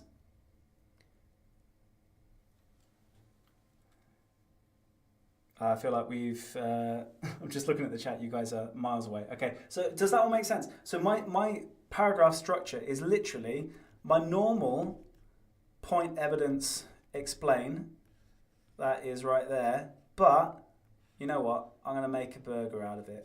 I'm making myself a sandwich. And all I'm doing with my sandwich is I'm saying, I'm going to engage with the question, and I'm going to bring in the reader. Okay, so this is my evaluation sandwich. Okay, and that is the only thing that makes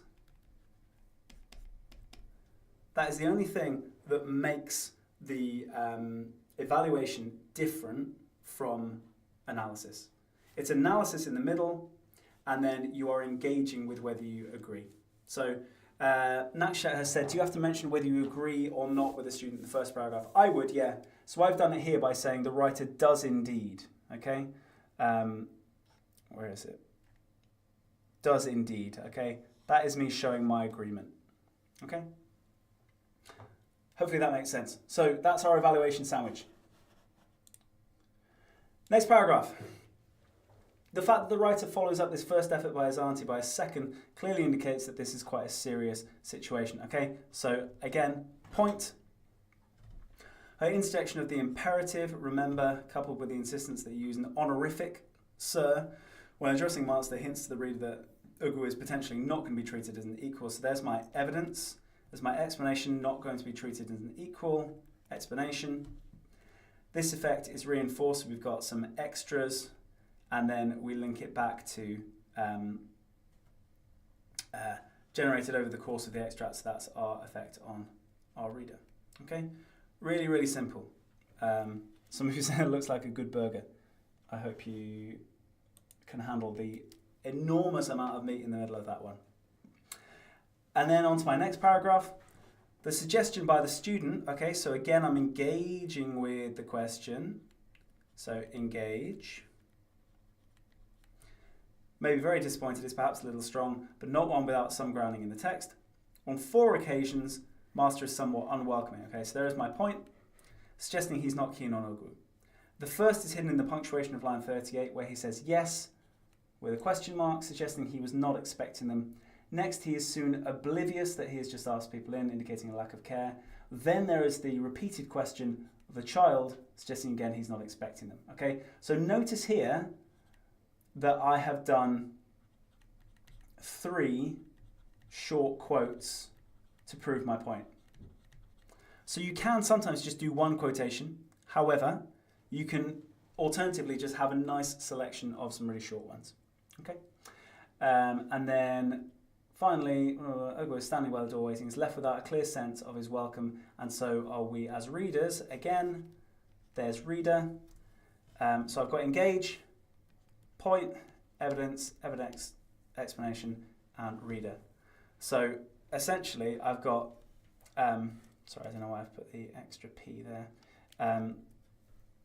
So engage peer, I guess. If you want to make a sandwich out of it, you can do e-peer.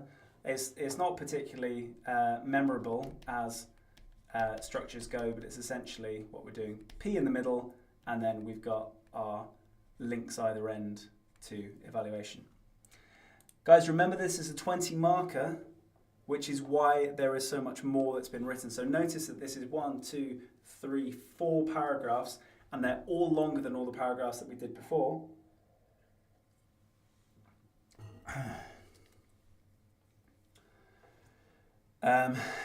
H-Biz, let's check in with your nice analysis again. Staring accentuates interest in such transition. Yep. Stimulated child mind, definitely serious, tangible possibility to escape cyclicality of poverty. I'm not sure cyclicality is a word. Auntie encourages in a way laden with necessity. Yeah, really nice expression. Yeah, guys, please try and stay relevant. You are drifting elsewhere. Okay, let's have a look at the final paragraph. It is not just the master's behaviour that signals a change in Ogu's prospects. The setting has also blah, blah, blah. Okay, so this is my point here. We've got shelves crowned with books, verb choice indicating discomfort. The vase is home to plastic flowers, adjective, too much space, adverbial 2, implying excess. So notice that what I'm doing here is I'm doing my evidence explanation again 3 times. Is question 4 a combination of question 2 and question 3? Sort of, because question 2 and question 3 are both analysis, one of language and one of structure, but it does an extra level where we do our evaluation, which is where we need to engage with the topic and then do our close analysis and show the effect of the reader on it. Okay. Indeed, this excess in contrast with Ugu's evidently humble background is another way that space is created between master and boy, with the cement and mud wall juxtaposition of line 33 serving as perfect microcosm. By the way, guys, microcosm is a wicked word. It's basically where you have a small version of something much bigger. So the juxtaposition is a microcosm of a bigger contrast. Okay. Mirab has just asked, if you say you agreed at the start, do you still have to say how some could disagree or focus on agreeing throughout? It's up to you. This isn't you like writing persuasively, so you don't need a counter argument. So not necessarily. If you think there's a balance, if you think that you do sort of agree, but there are exceptions, then you can absolutely include a counter argument, but you don't have to. That's not a requirement for this. Okay. At the end, my final sentence, great disappointment seems unlikely, but the scene has been incontrovertibly set for unmet expectations. So that is me with my kind of conclusion. My conclusion there, it's just one sentence. And it's still engaging with the point at the start. Okay? Sorry, I've missed some of your chat. How many paragraphs to question 4? I'd say like 4 or 5. I've done 4 here just because they're quite long, detailed paragraphs, but 4 or 5 paragraphs.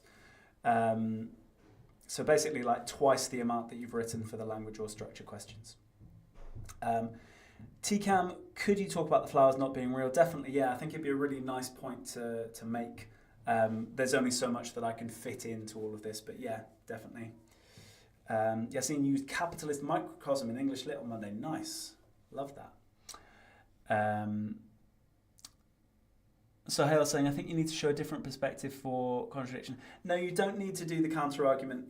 It's optional. You are allowed to have a counter-argument in there if you're not 100% certain about something. However, it's not absolutely required. How long should we spend on this? Well, it's 20 marks, so I'd recommend probably about 25 minutes, including the time that you've spent kind of annotating and planning out your response. Okay? Hopefully that makes sense. Yeah? So that is the end of section A. So, look, it's Big Me. Big Me is about to answer some of your questions, or write down some of your questions, and then Little Me is going to answer them. So here is your Q&A for part A. So anything to do with the reading section, any questions that you want answered, we're going to spend 5-10 minutes doing it. Then I'm going to give you a quick break, and we're going to go on to the final section of creative writing.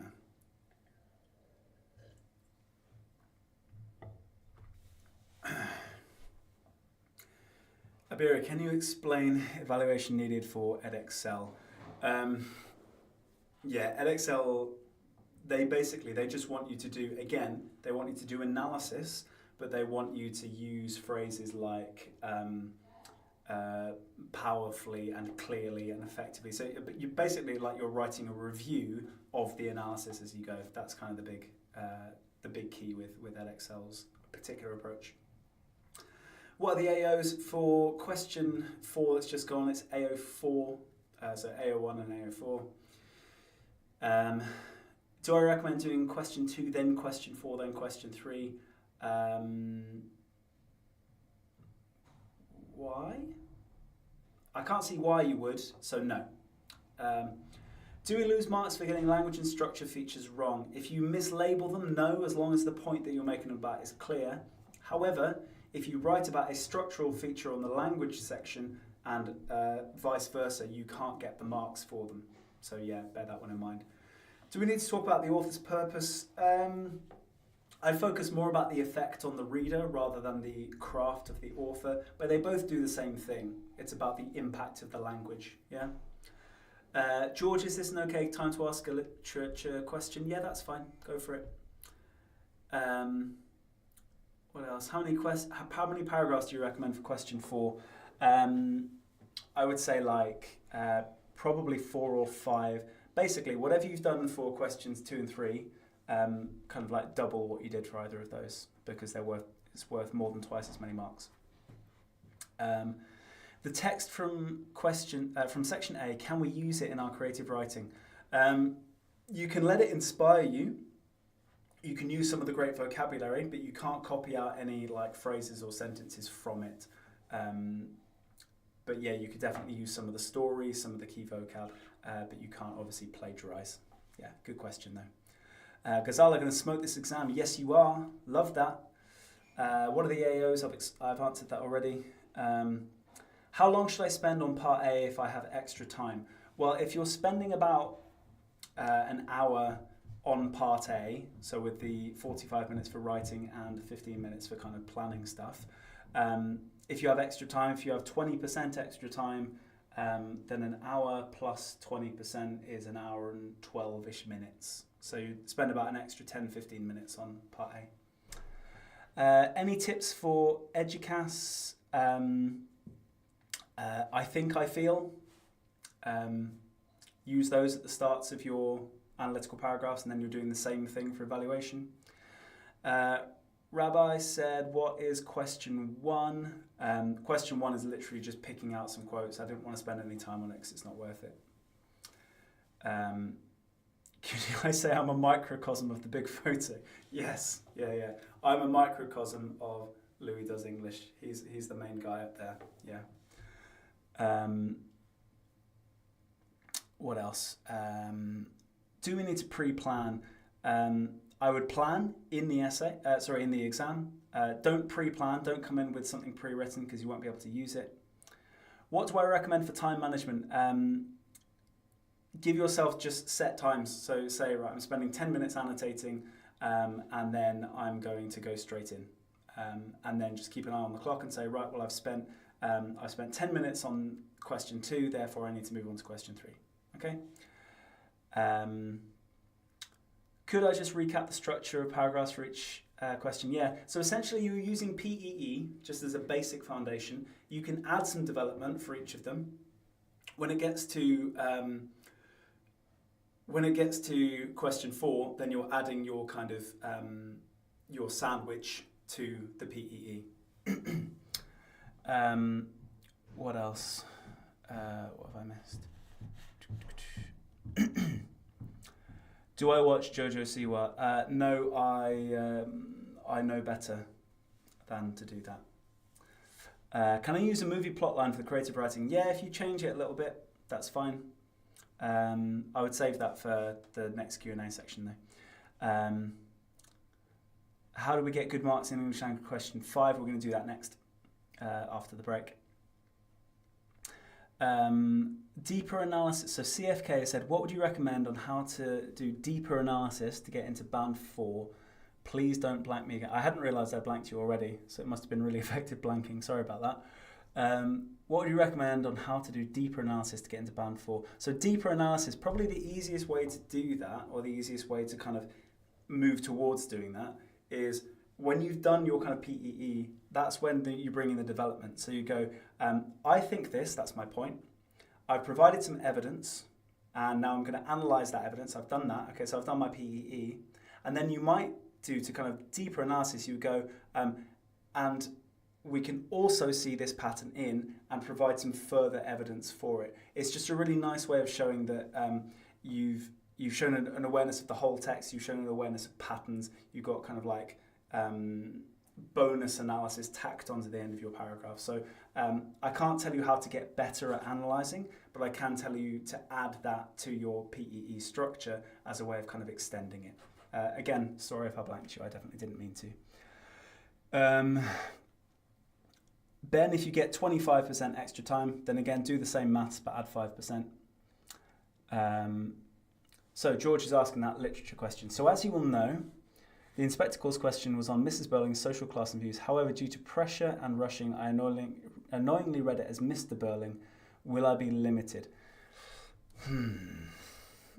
It's a tough question. A lot of people have said that. A lot of people have said that they misread it as Mr. Burling. It's very difficult to say. I've seen people answer the wrong question before, as in answer about the wrong character or the wrong theme. They were still able to get a good number of marks because the stuff that they were analysing was accurate. So you get loads of marks for kind of AO2, for AO3. However, you might lose some marks for AO1 because you're not quite as clear. Okay.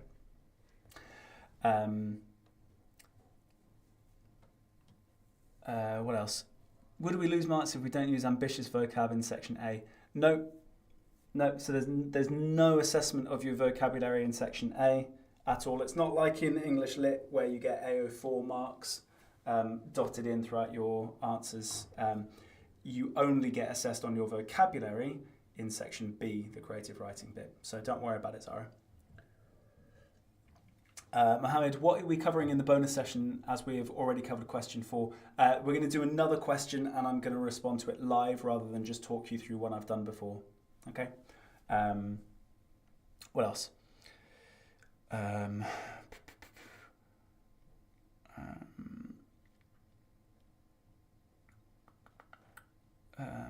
have 1 week rest break after. That's not a question. How can you misread it? Well, loads of people did. Loads of people around the country misread it. Can I give you a grade 9 plan for tomorrow? I'm not sure I can pre-plan grade. I don't know what's going to be on the exam. Kona, I think I answered this one already, but in case you missed it, in terms of structuring, question 2 and question 3, exactly the same structure for both of them. You're just going to do your PEE. So you're going to say what you notice about the language, you're going to provide your evidence, and then you're going to explore that evidence, ideally dropping in some terminology as you go. Really, really simple. Have I heard of the START structure for question 5? No, I haven't. Haven't heard of that one. I like acronyms though, so I'm sure it's useful. Elaine says, so for deeper analysis, just linking to other quotes, or could you do alternate interpretations? Yeah, that's the other way of developing. So when you've done your PEE, right? So you've got point, evidence, you've got your explanation. The way that you do your development, I'm just going to write on my face there. Sad face. The way that you do development is basically 2 options. You can either add proof or challenge. So again, whenever we're forming an argument, you think of it like a court of law, yeah? So you need to make your point. So this is what I'm thinking. You need to provide some evidence to show that what you're trying to say is accurate. You need to explain your evidence to show why it proves your point. And then when you're developing, you can either add proof, i.e. add some extra quotations, or you can go the other way and say, I challenge this particular argument where we've got, here's some suggestion of the opposite. So I go, challenge, basically you would say, this is my argument, but I think we could also interpret it like this. Okay? So Bon is telling me what START stands for. Sky, tiny details, away, zoom out, R for reaction, to be here was to. Yeah, that's nice. That's a really nice way of structuring something. Yeah, I like that. I presume that's for question 5, isn't it? Yeah, I misread your question. I thought you said question 4. But yes, totally.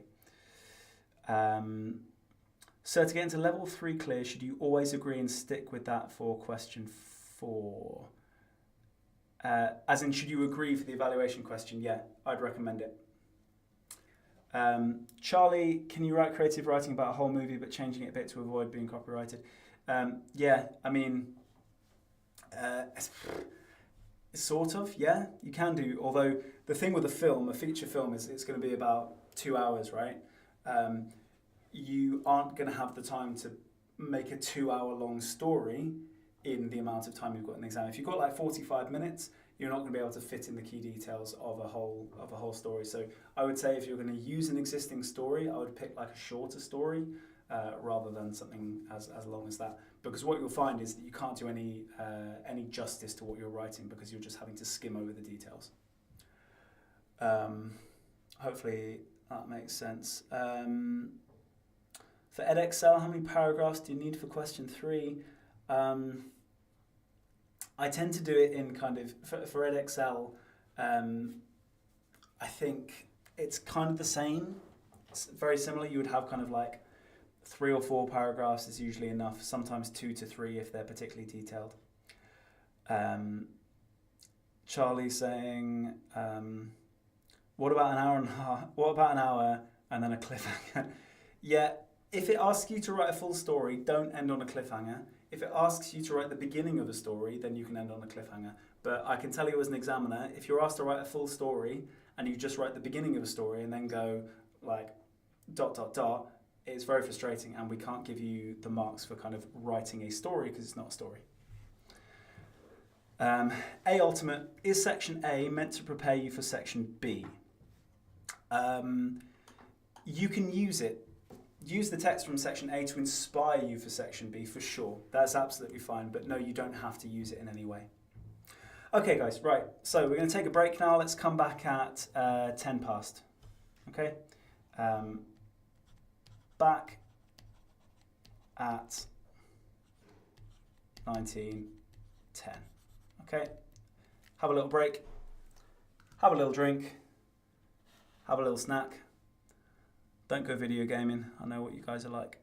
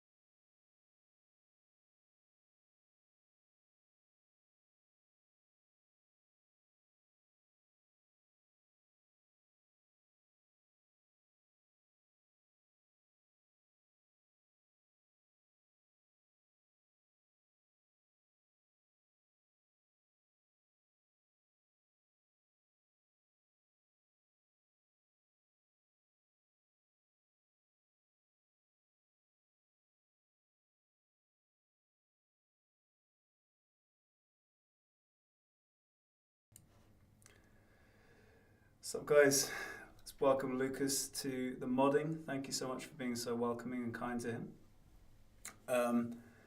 Although someone said, asking about his body count, come on guys, that is, if it's not inappropriate to say, having a body count itself is pretty beta behaviour. Just saying. Moving on, welcome back. So mad to have you all here. We're going to be looking at the final section of the paper, which is section B, which is, as I'm sure you're all aware, creative writing. Okay, so here's the way that this whole section of the exam is laid out. Okay, people are thrilled I'm on time. Glad to hear it. So in the exam, you're going to be given two options. You're either going to be given a description or you're going to be given a story. Okay. Who would win in a fight, you or Mr. Everything? I don't even need to get to the end of that sentence to say me. It's just me. We don't need to hear who I'm against. Okay, so in the exam, we have description or we have story. Now, listen up because I'm going to tell you some interesting things from my perspective as an examiner. Okay, so in my experience of marking this part of the exam, what I tend to find is that people who pick the description, they end up getting either really low or really high marks. So they end up getting like between 30 and 40, or between about 8 and 12, okay? So that's the vast majority. Let's just draw this as like a bar graph, right? The vast majority get there, and then you get a small number of people who get there. So basically, the description is really divisive. You can either do incredibly bad at it, or absolutely smash it. Not many people get a kind of a mid result, okay? So I would say if you're a good writer, go for description, okay? If you're a bad writer, go for a story. However, the story, you tend to have a pretty even split, okay, with all the types of marks that people get from the top grades to the bottom grades. So it's a more even playing field, a more level playing field, right? Okay, so people picking the story option, it's more consistent that they will get exactly what they're expecting it to. However, like I say, description tends to get you better marks. However, I want to throw an interesting idea at you. There really isn't such a difference between the tasks as it might seem, okay? So when it comes to these pieces of writing, let's just do here. Right, apologies for the shape of my circles, but I just want to illustrate this for you, okay? So if you pick the description,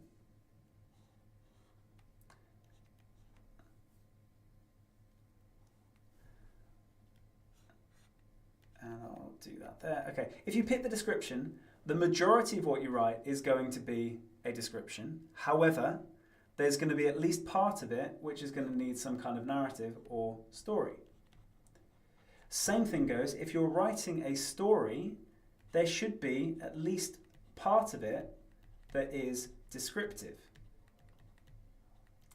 Now, I've said this before. So my teacher said the opposite to what you said in terms of which one you can do better on. Well, this is, yeah, like I said, this is purely from my experience as an examiner. I don't know if your teacher's been an examiner or whether it's based on their experience in the classroom. This is purely just based on my own experience as an examiner. So yeah, that's just advice. The key thing is, if you are writing effectively, the way that you put your story together isn't all that different based on which one that you choose. Someone advising that I get cornrows. I don't think that's going to be a great look on me. It feels a little bit like cultural appropriation, apart from anything else. But also, I think my hair's a bit short. So the key thing to remember is when you're doing it, if you pick the story, you're going to need a lot of descriptive detail to make it really good. Equally, if you choose the description, there should be some narrative to keep it going. Okay, so that's the thing to focus on. Fatima, no, this isn't the bonus lesson thing. This is part B of the exam, section B, the creative writing part. A ultimate, how will the examiner know if you chose a description or a story? Because there will be two things. There'll be a mention of the sunset if they picked the description, and there'll be a mention of some kind of a beginning if they picked the story. Okay, so that's how they'll know. But an examiner shouldn't need to know. In fact, one of the best pieces I've ever marked was a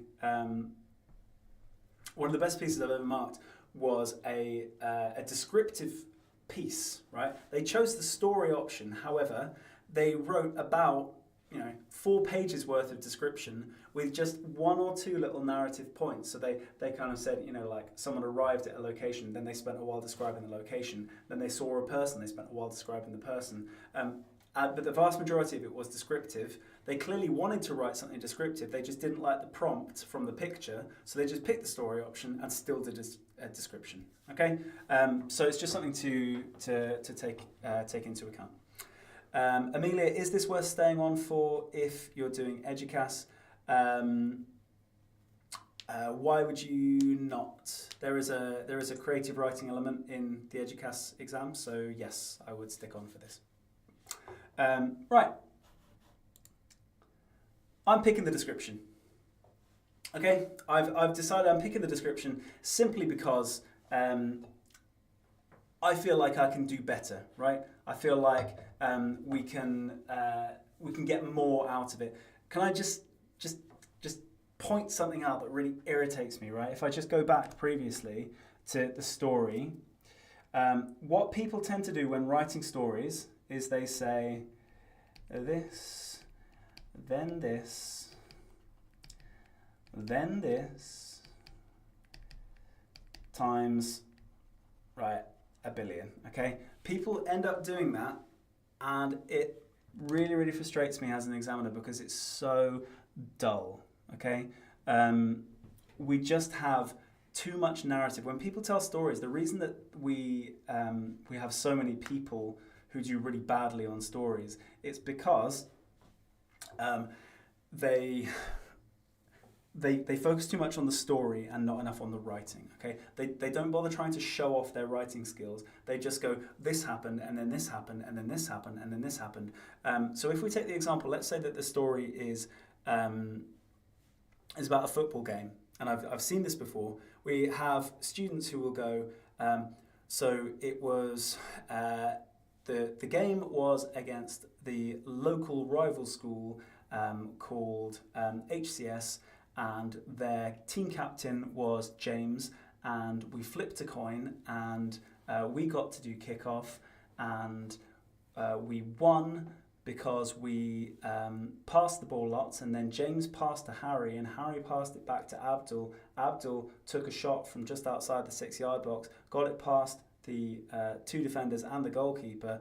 Do you see what I mean? It's so boring because you're just focusing on those narrative events instead of creating an atmosphere, a bunch of kind of impressive vocabulary. Instead, we could go,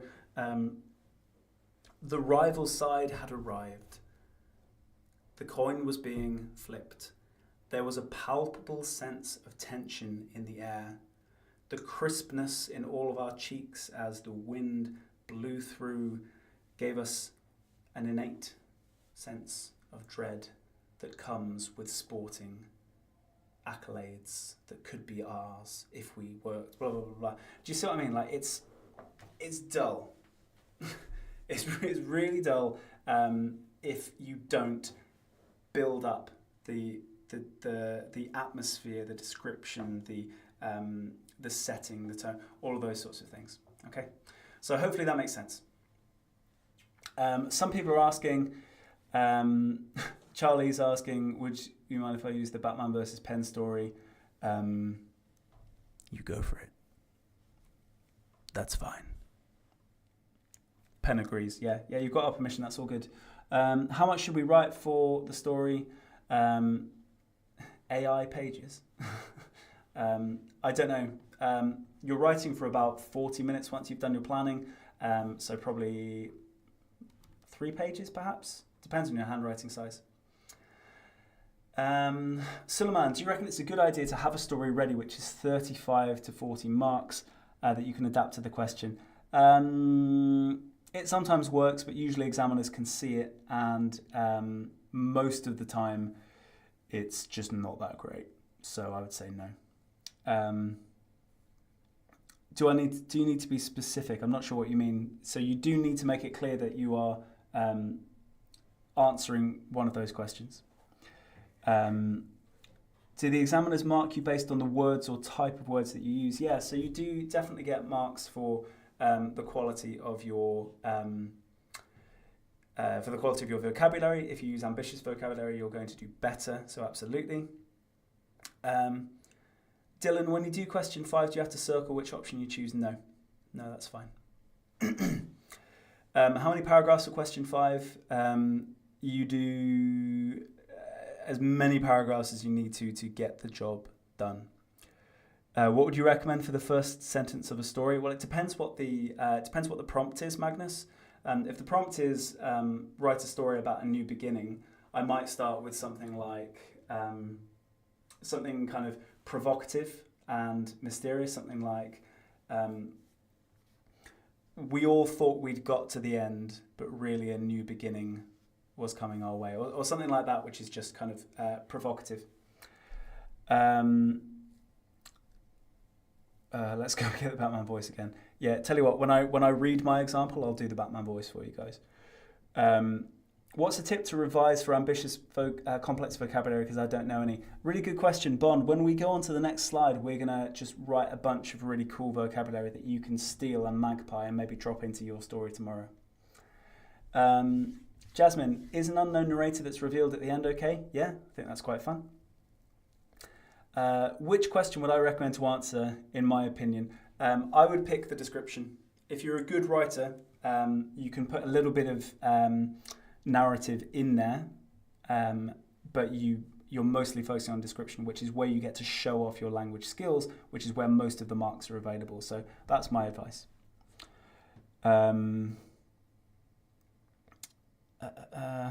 Is a one-line paragraph effective to create tension? Definitely.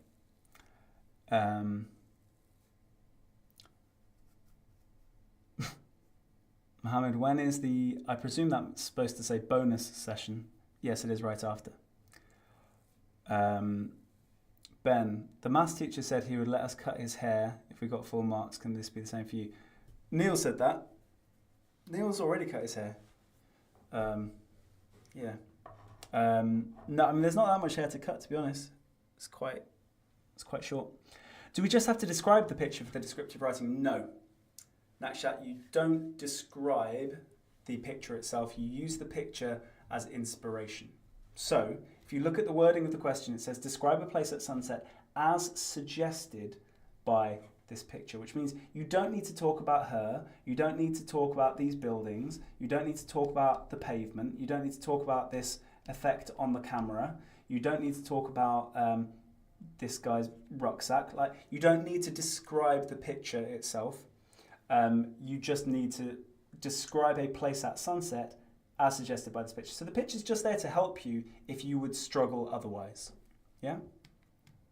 How much you write about the pic, because I normally write a bit and writing pre-memorized paragraphs.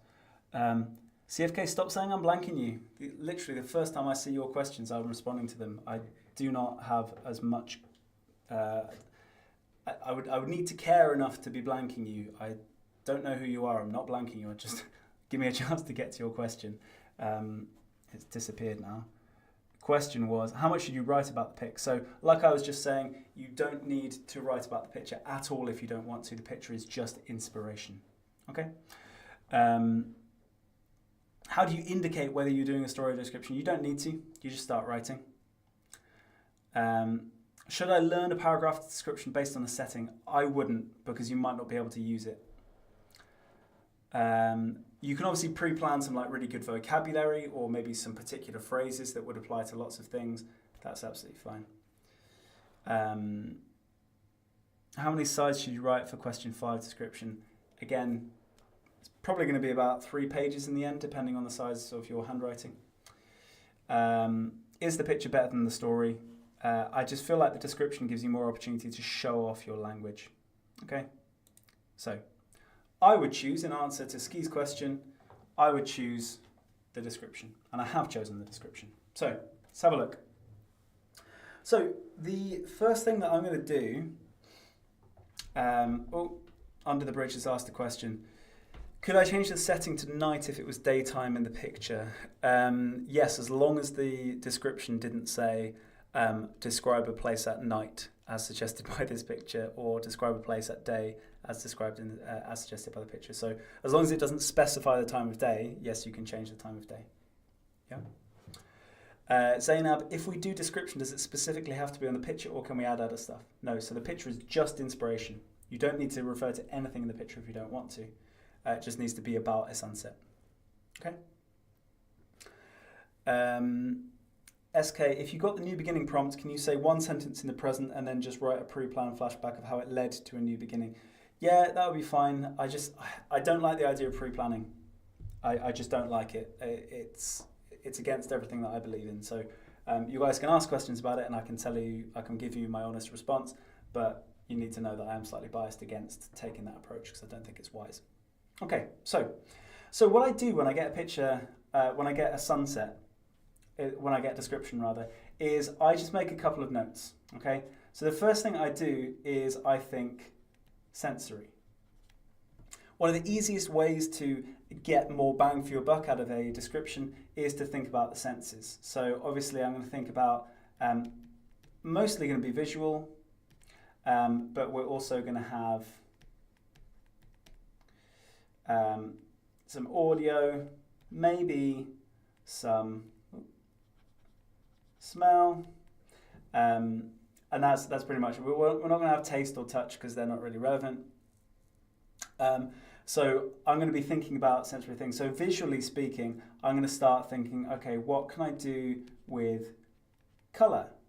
So what really great vocab do I have for colour? So I like the word crimson. I think that's a really good one. I like the word effulgent, meaning like really bright and shiny. I like the word scarlet, scarlet with an A. For the sounds, I might call something that is really nice sounding. I might call it mellifluous, which is a gorgeous word. If something is a bit louder in the difference, I might call it a cacophony. For the smells, I'm not going to use the word smell because it sounds a bit rough. I'm going to call it an aroma or a scent. And what kinds of smells might there be? Well, there might be like, I don't know, melting tarmac because of the heat. There might be, flowers and stuff. Essentially, what I'm trying to do here is I'm building up a nice bank of vocab, to use as I go through, whilst also basically planning out where I'm going to be going with my story. And I'm also thinking, okay, well, this is a description. In terms of tense, I'm going to keep it in the present because I think present tense, I can show off my tense control, whereas a story in present tense is usually too difficult. But if I show my control of the present tense, I'm going to show off to the examiner that I can control tense. I'm also thinking, well, is there going to be, can I zoom in? So someone was saying before with their approach called START, one of them was about moving in or moving away from something. I think that's a really effective thing to do. I always like to zoom in. So where am I going to zoom in on my picture? Maybe a meadow. Maybe I'm going to move from a town towards a meadow. So I'm going to move from loud towards quiet, which is going to allow me to bring in some of my sound related stuff. These people here have inspired me to write about commuters. and I'm thinking, how are they feeling at the end of a day when there's sunset? Maybe there is relief. Can I do better than relief? Well, how about arduous, because their day has been hard? So an arduous day, an onerous day. These commuters, are they nostalgic? I just like the word nostalgic. Can I bring in some nostalgia? Well, maybe they can hear some kids in the distance. They can hear them. This is an ear, by the way. That's my little picture of an ear. They can hear the kids in the distance. Maybe that is inspiring, blah, blah, blah. So this is how I do my planning, okay? My planning is very much about kind of getting my key vocab out and then focusing on what's going to frame my story. Well, it's going to be starting with my commuters. It's going to be moving in from the town towards the meadow. Okay, that's my overall structure there. The commuters in the town, thinking about the kids, moving towards the meadow. That's going to be my overall structure, and I've got all of those. So someone has just said, so Syed has just said, this picture is a sunset in a city. Can I write about sunset at the top of a mountain because I find it easier? Yes, absolutely. So again, I'm going to say it yet again. Describe a place at sunset as suggested by this picture. The picture is inspiration. You can literally just go, bam, I'm not going to use the picture at all. I'm just going to describe a place. So maybe that's a mountain. It does have to be at sunset, so that's obviously going to be something that I keep the same. Okay, so that's how I plan. I think I'm going to care about the senses. That's going to be what frames my my response. I'm going to have the visual, the audible, the smell. I'm thinking about some of the key words to use. My overall structure, I'm going to start with one location, moving through some reflection into a new location, and the kind of the feelings along the way. Okay, so I realised that in my little annotation, how do you do description for it to flow and not feel like you're listing? Yeah, so that's what I would do with my structure, where I move from one location to another, and I also move through these senses. That's how I avoid making it sound clunky and listing, because I agree that's the big trap that people fall into. Can you write in the first person? Yes, absolutely. Describing a picture seems better than writing a story, in my opinion. Yeah, fair enough. Neo, have I answered your question? Oh, where was your question? I don't remember you asking a question. I got told not to do a description. I found it. That wouldn't be longer than 5 minutes in natural movie. I love that advice. That's fantastic advice, yeah. So a description is about saying a heck of a lot about a little. So yes, you're not going to have loads of events that would take a whole movie. So 5 minutes of a movie where you are surveying a scene, that's really lovely advice. So don't do something that would take longer than 5 minutes of actual action. Yeah, beautiful. What else have I missed? My apologies, guys. Sorry, right. At the end of a story, if we write based on a true story, do you think it would gain marks? No. No. Not going to get any marks for saying it's based on a true story. We don't know if it's true. No, it's not gaining you any marks. In fact, in my experience, I can tell you that writing about the truth it usually leads to something quite boring, because to be honest, I think that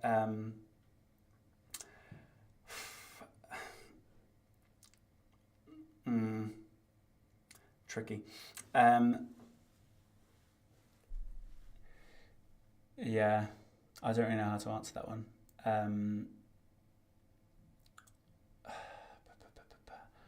Ask the question again in a different way, and hopefully I can answer it. Does "it was all a dream" at the end gain any marks? No, it's a cliche. We hate cliches as examiners. Don't do it. Soap Man Arnav, you've stepped up your teaching game, mate. Lit paper 1 was mediocre. My apologies. Got the predictions right there, didn't I?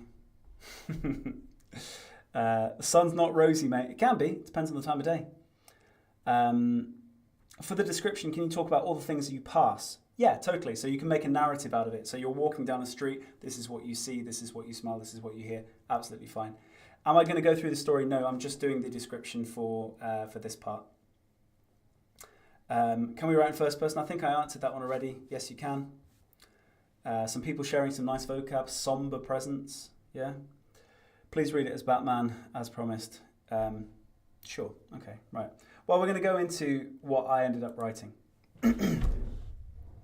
An effulgent orange sheen descends upon the land as the mellow harbinger of evening signals the end of another arduous day. It is now time to return to our holes, to sleep, to convalesce, before we return once again upon the beckoning of a fresh morn.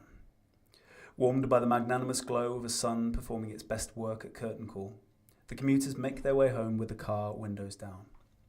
Their tyres roll on the same strip of concrete, but with a gentle breeze of burgeoning dusk at their heels, there is none of the violence of the morning. Facing in the opposite direction, no horns blare, no cursing can be heard. Now is the time of peace and joy to all men. On the blistering horizon, gulls can be heard screeching, their own working lives continuing long after the 5 o'clock chimes echo throughout the town. Children, too, are squawking in some distant playground, their school day long over, but their energy still effervescent. The adults who stop to listen do not balk at the sound, but instead let a second layer wash over them, one of nostalgia. That is who we were once, they think to themselves as they put one aching foot in front of the other in their uncomfortable brogues and heels, their spirits slightly lifted by the thought of the bottle of Merlot that mercifully remains unfinished in the larder. Some take the long way home, buoyed by trips down memory lane, inspired by the desperate screams of frivolity from the park, and the thought of a resolutely quiet evening ahead. It is theirs for the taking. In the meadow that borders the west end of town, crepuscular flora and fauna open themselves up to the crimson hue of the sky. They bask, allowing their bodies to be imbued with fervour and fortitude for the plans they have, whatever plans such base life forms might be imagined to have. Evening songbirds chirp their sultry ditties, and the scarecrow conducts his solitary duties as teasing eddies of wind tickle the straw of his neck and furl and unfurl the collar of his oversized plaid shirt. Harmony prevails here. Buzzards may be circling the meadow in anticipation of a leveret snack, but there is no war in nature, not at sunset, not here. There has been no rain in weeks, and there is an according crispness to anywhere we place our souls. Spring petrichor has been replaced with a faint aroma of melting tarmac, lacing the more dominant scent of freshly cut grass, and there's more coming too, as lawn mowers start up in the distance. If one were to breathe in deeply, definite notes of wood smoke and barbecue fumes would be detected. Weekday evenings in Dune are tiny potted summers all of their own, evenings stretching long into the compressed night, and all the pleasures of the world free to indulge in, curfews be damned. Can you taste that? A child is heard to say. Yes, darling, her mother responds. That is the taste of life happening. Okay, so obviously I wasn't going to do the Batman voice. I just wanted some nice gentle vibes for that one because it's idyllic imagery that I've described, isn't it? Okay, so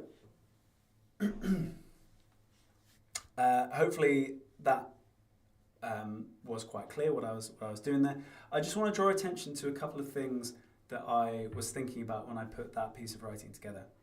So I'm first of all just going to take you on a little trip down vocabulary lane. So I'm just going to underline some of the key impressive vocabulary that I used, and I can tell you what it means so that you can use any of the others, any of these that you like when we go.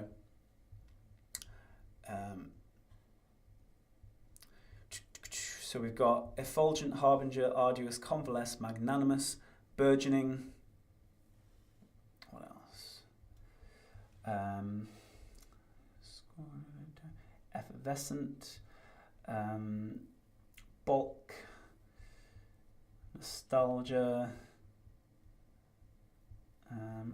buoyed, frivolity, resolutely, crepuscular, flora, fauna, imbued, fervour, fortitude, sultry, eddies, what else? Leverett, anyway, place spring, petrichor, fresh cut grass, breathe in, do the wood smoke barbecue, potted times, evening stretching the crest, night pleasures, blah blah blah. There's not life happening. Okay, so Leo, I've answered that question already, my guy. Yes, that's excellent advice. Okay. So, the only thing saving me now is cheeky business. Okay. Let's have a look at the... guys, stop talking about cooking. I'm cooking right now with my amazing vocabulary, but we're not talking about legitimate cooking. Okay? So, these words, taken one at a time. If you want to take some notes on these, because I'm not writing them anywhere, if you want to take some notes on what each of these words means, then do so as we go. So, a little whistle-stop tour of my gigantic dictionary brain. Effulgent means bright, glowing, shiny. Harbinger is like a warning of something. Someone who warns people of something. Arduous means difficult, particularly if it's hard work. Convalesce means recover. Magnanimous means kind of kind and pleasant. Like I'm a magnanimous teacher giving you, all of these tips. Burgeoning is like beginning. So another word for that might be incipient or budding or early or any of those. Effervescent. That kind of means fizzy. If something is effervescent, it is fizzy. Bulk, if you bulk at something, you kind of like, you quiver and shrink and you don't like something. Nostalgia, that's like a longing, wistful thinking of the past.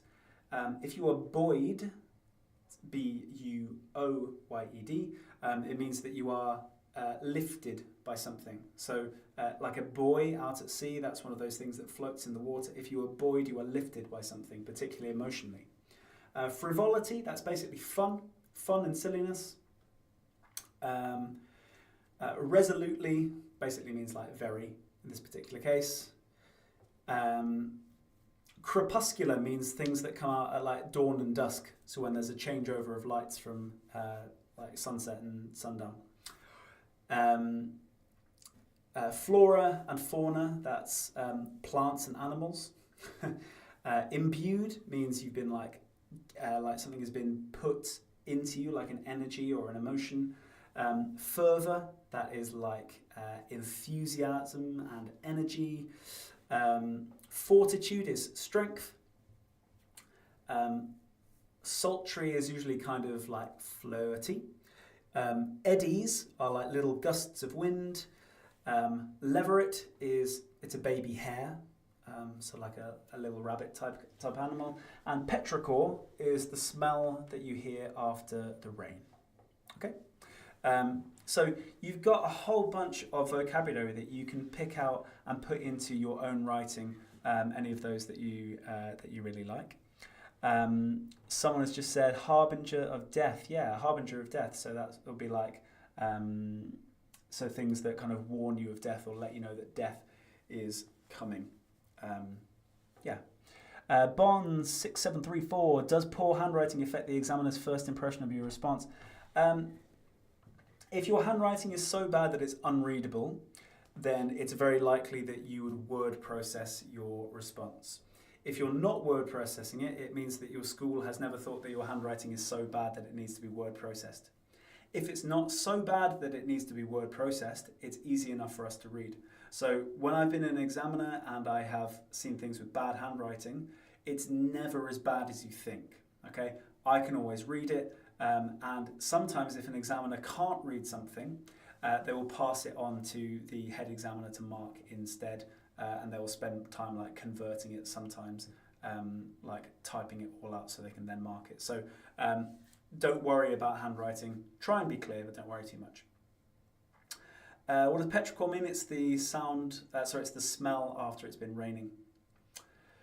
Matt, can you start the photo as a description and then move into a story? I would drop in bits of story, but I would keep returning to description. Yeah. Mia, can you add a flashback in the description? You can, as long as it's a descriptive flashback. If it's a flashback to events, then it's probably going to become too much like a story. Ultimate, convalescence and burgeoning. So convalescence is recovery, burgeoning is like early beginning. Yeah.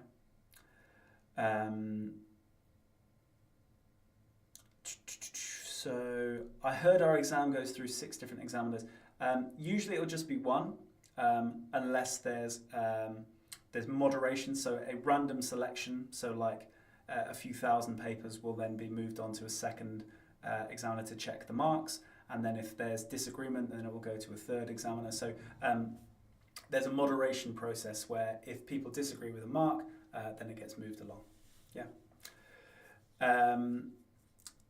What else? Would the examiner have negative bias towards your response and intelligence because of stereotypes from poor handwriting?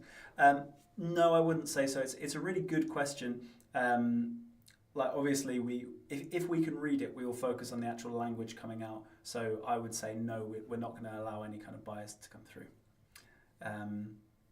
Nakshat, are we allowed to write about other things which relate to the image? For example, there is a boat in the image. Can we talk about the sea? Yes, if it's still relevant to the prompt. So the prompt will say, describe something. If the prompt says, describe a landlocked city, you wouldn't be able to write about, you wouldn't be able to describe the sea, I guess. So yeah, as long as it still fits with the, prompt. Yeah. What else? What does nostalgia mean? That's where you think longingly about the past, usually things that you miss. I thought you couldn't use dialogue. You can use dialogue as long as it's still part of your descriptive writing. This is just like a reflection on what's being described. For question 4, so we've jumped back a little bit there. Should you include both perspectives or just your own? I would try and agree initially. I wouldn't try and have a balance of different views, no.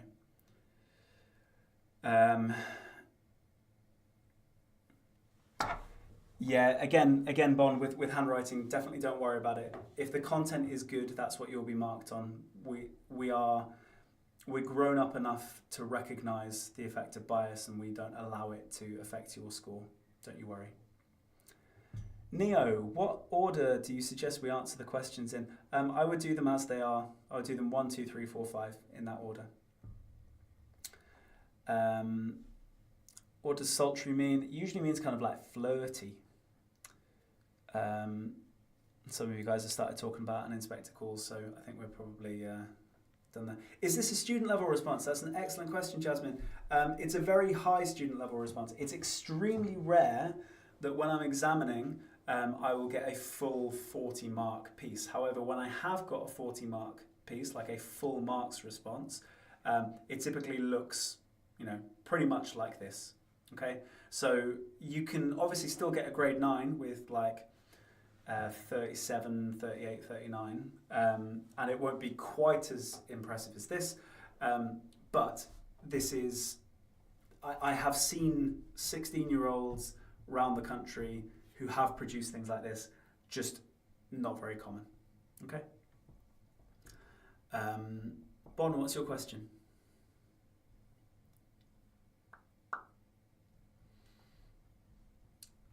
Someone just said, I have a question, and now I'm waiting with bated breath to see what that question is.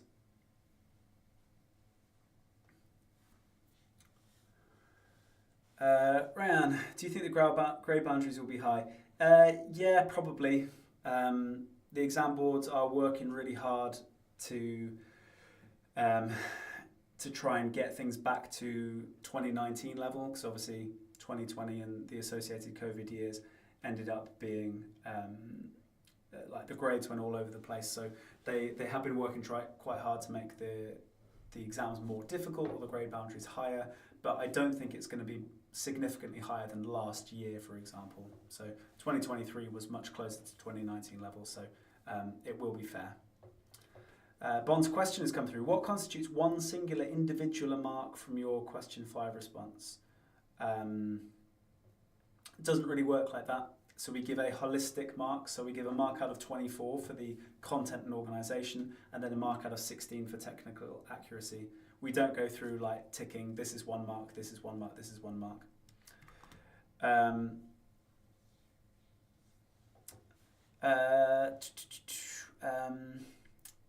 Adita, are you going to go through a story? Not tonight, unfortunately. Zara, can we use direct address in our story, e.g. my dear reader? Yep, love that. Give it a little bit of personality. Sarah, if you think your handwriting is readable enough, then it should be okay for an examiner. Sir, can I use taboo language in my answer? I wouldn't recommend it. I wouldn't recommend it. It's not that you can't, it's just that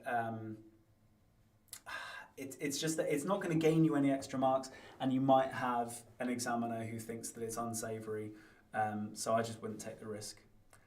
Taboo language is like swearing or just kind of like inappropriate language. Elaine said, I heard last year's grade boundaries were higher than 2019. Is that true?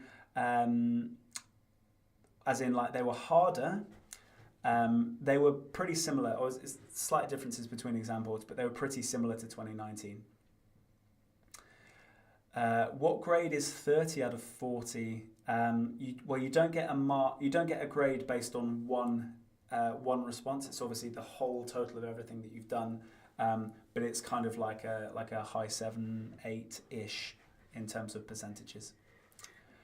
Can a language grade be much different to a lit grade? Because I may have missed up lit, but I'm good with language.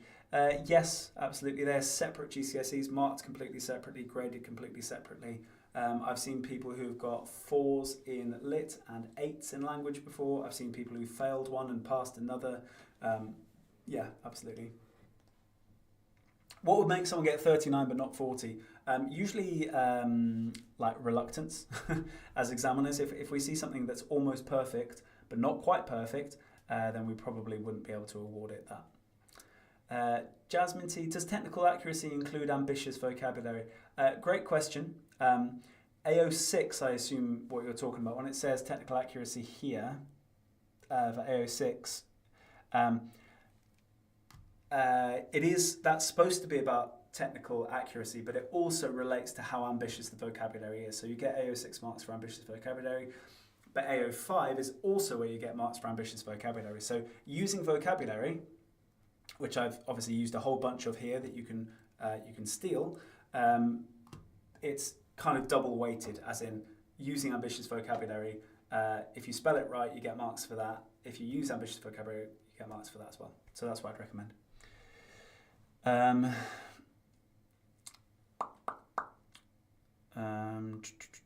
What else? CFK, did I answer your question? So, oh God, I hope so. I don't want to blank you for the 3rd time tonight. Let me see. I'll scroll up and find it. You scare me now. How many marks is equivalent to a grade 7? It's going to be kind of in the like high 20s, kind of low to mid 30s, that kind of range. But as I say, you don't get a grade based on one question. It's always the whole response across all of your exams.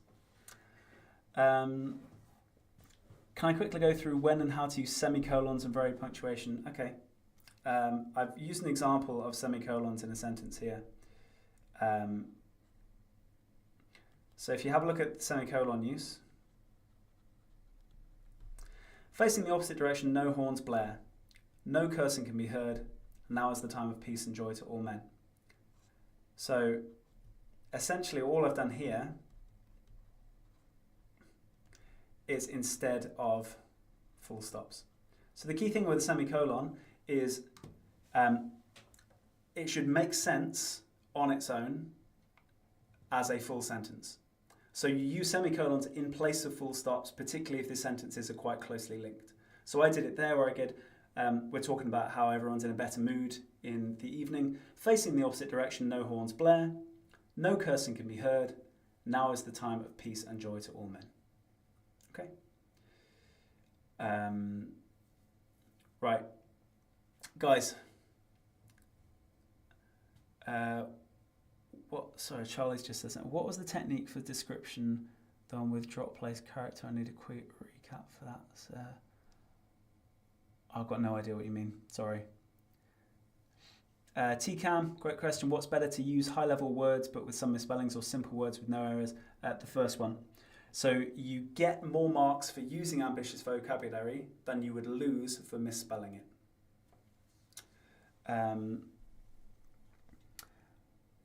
Blissfully C, are semantic fields good to use to create subtle undertones? Yep, really great idea. So I did it using colour here. Pokemon EV Studios, do I get marks for structure, e.g. cyclical structure? Yep, definitely. Your structure is one of the things that's marked. Neo, what would you recommend we try to memorise before we enter the exam? For example, structures, responses, technical words. For this part of the exam, I would go in with a handful of really impressive vocabulary, and then you would obviously do your planning based on that. So that's kind of what you would go in with as prepared content. What time does this finish? Well, that's really up to you, Suleiman. We are finishing this session on like the overall cram session in a couple of minutes, but we're then going to stay on after a little break to have a little bit more of a detailed look at the evaluation question. Okay. Right. So we're going to take a few minutes break. We come back at 8 for those of us who are sticking around for the masterclass on evaluation, and I will see you then. Okay, so come back at 8.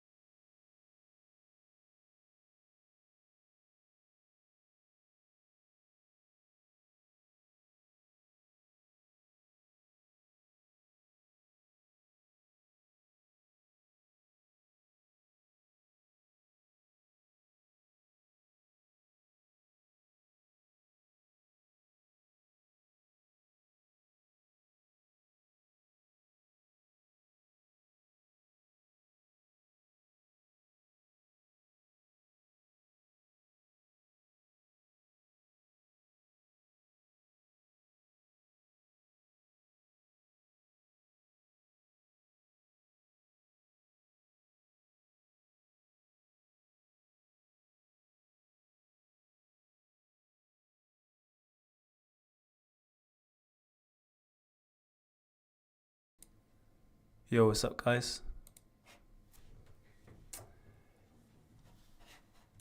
Right then, so for those of us who have stuck around, this is a little bonus session. We are going to be basically looking at the skill of evaluation.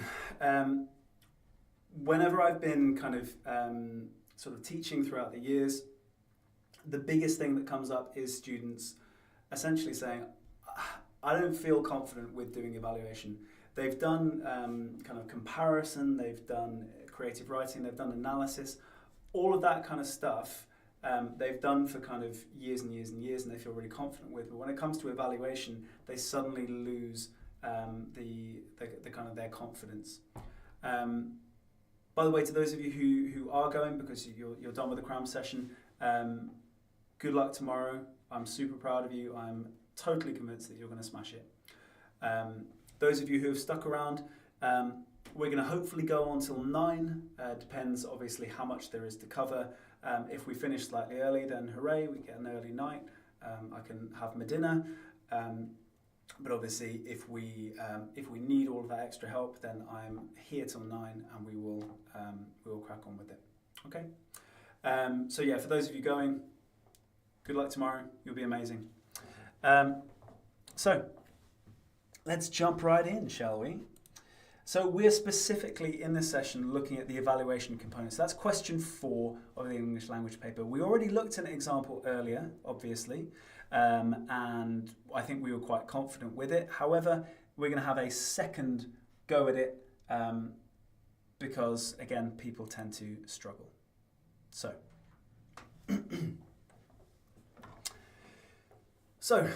let's have a look at the skill of evaluation. Now, I've got to say, I've said this before and I'll say it again, evaluation is just analysis with extra steps. As I've written here on the board, it's just analysis with extra steps. So let's have a look at how the exam board writes it down. Okay, so the exam board say that, okay? So,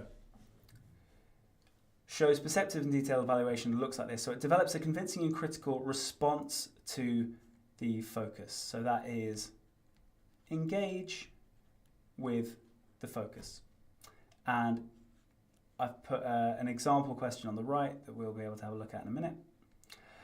Show perceptive understanding of writers' methods. I'm pretty sure that is just PEE, i.e. analysis. And then evaluate critically and in detail the effects on the reader response. Okay, so if you'll remember from earlier, that is our sandwich. Okay, that is our donut, not our donut, our burger.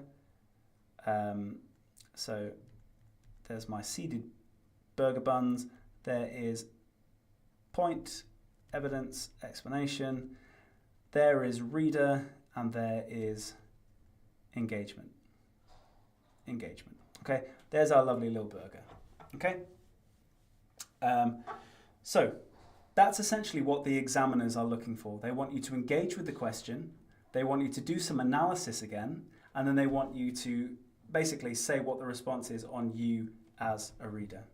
So it's engaging with the quotation given, analysing methods, quoting from the extract, exploring the effect on the reader. Super, super simple. Oh, by the way, I forgot this bullet point. Select a range of judicious textual material. That's the quotes, okay, which fits into PEE already. So textual detail is that second E, okay? For those of you asking, are we just doing question 4? Yeah, we're just focusing on evaluation. Like I said, it might not take the full hour if people are feeling confident already because you've just had the cram course. However, that's kind of built into the time. I'm going to write one live for you so you can kind of talk it through. Okay, so here's an example over here on the right of how an exam question might have put it together. So again, it's going to give you a specific section. So top tip, draw a box.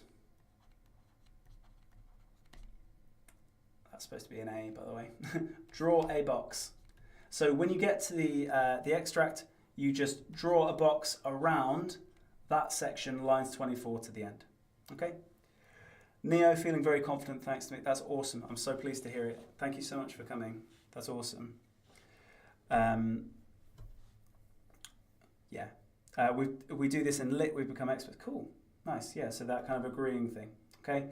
So the student said, I wasn't at all surprised by the disappearance of the strange child at the end of the extract. The writer has left us in no doubt that she's just a part of Rosie's imagination. Okay? So we haven't read the extract yet, so we don't know what this refers to. However, immediately I'm going to zoom in on not at all surprised and writer has left us in no doubt. Okay? So the whole point of this is there any doubt? I'm so proud of my handwriting. It's come such a long way through the hard times and the good. Anyway, so we're going to draw that box around the extract. Then we are going to engage with the question. So, is there any doubt that the girl, whoever the girl is real or not? Again, I'm just going to ignore this because I don't think it's helpful. The bullet points are almost always unhelpful. Yeah, Louis 1, pen 0. Okay, so we must remember, of course, this is worth 20 marks, which means that we're going to spend about 25 minutes-ish, right? 20 marks on it, so about 25-ish minutes. Obviously with the planning and annotating time, which essentially means more than questions 2 or 3. Okay, so questions 2 and 3 are, sorry, Charlie Smith has said, what my teacher said is treat these two as their own separate question or paragraph. I'm not sure what you mean. Treat these two as their own separate question or paragraph. Feel free to explain what you meant by that, because I'm not quite sure. Okay, so that's basically what we're looking at on the question. For those of you saying you spend 35 minutes, is that okay? Yes, if you can cover the other questions in the time building up to that, that's absolutely fine. Okay, so here is the extract. So you guys who have stuck around, you are lucky. You're going to get my kind of Louis does ASMR experience of reading through the extract again, just like I did with my own piece of creative writing earlier on. So, a little girl was sitting back on her heels beside a clump of daisies that grew against the fence. She had her back to Rosie and was holding tight to the handle of a large wicker basket that stood on the ground beside her. Cara seemed unfazed by the girl's presence and continued to move, engrossed, along the row of plants. Rosie bent forward to look through the clearest of the panes and peered closer. The child was small, maybe around 8 or 9, although something in the tense hunch of her shoulders made her seem older. Her hair hung down her back in a matted, dusty-looking plait, and she was wearing dressing-up clothes, an ankle-length dress and pinafore in washed-out greys and tans, like a homemade Cinderella costume. Where on earth had she come from? She must be a neighbour's child, but how had she got in? The wooden fences that separated the gardens between each of the houses in the terrace were high, surely too high for a child to climb. The child glanced over her shoulder, back towards the houses, a quick, furtive movement, as if she was scanning the upper windows of the row, afraid of being overlooked. Rosie caught a glimpse of her face, pale and drawn with anxiety, before the girl turned back and reached forward to quickly tuck a piece of trailing white cloth into the basket. Almost unconsciously, Rosie registered that the girl was left-handed like herself, and that there was something animal-like in her movements, quick, like the darting of a mouse or the flit of a sparrow, some small dun creature that moves fast to blend into the background. Something wasn't right here. She had seen distress in those eyes. Rosie turned away, dried her hands hurriedly, and slipped on her flip-flops. She would go gently, raise no challenge about her being in the garden, but say hello and try to find out what was the matter. Maybe if she pointed out that her mother would be worrying where she was, she could persuade the girl to take her home. But when she stepped outside, the child was gone. Okay, so there we have the little extract. Now, some of you are already commenting with the kind of the observations that you've made. So the Pokemon, yeah, you've absolutely smashed it when you've said, surely too high for a child to climb suggests she is not a mere child. So straight away, surely too high for a child to climb, it makes it dubious. It makes us feel doubt. So dubious means that we feel doubt. Okay? Yeah, absolutely. Did anyone spot anything else in the extract that they thought suggested that the child was going to disappear, or like the child is just part of Rosie, the narrator's, Rosie, the protagonist's imagination?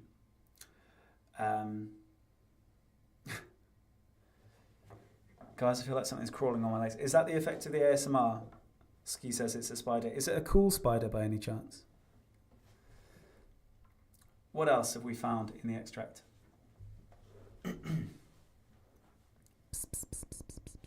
Yep. What else, guys?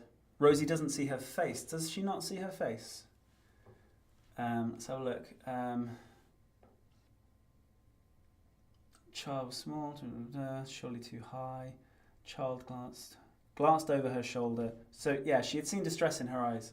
So she does see her face, but she doesn't see it until late. So damn pen, it always wants round two. Face revealed late.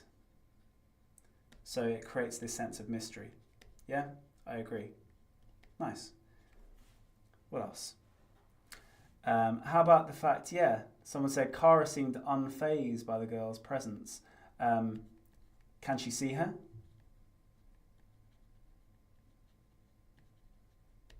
Yeah, that's something you might be wondering. What else? Someone said like the darting of a mouse. Where is it? Yeah, like the darting of a mouse or the flit of a sparrow. So those similes there.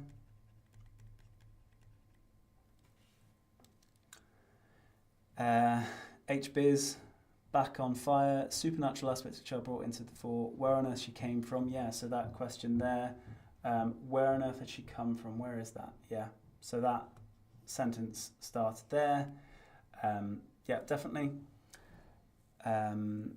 enigmatic nature, yeah, I agree, enigmatic. Bon is asked the question a couple of times, what does AQA mean by critical? You would need to narrow it down. Where have you seen critical? Yes, nice. Animal-like similes, aren't they? These similes are animal-like, and someone said that great word, zoomorphic.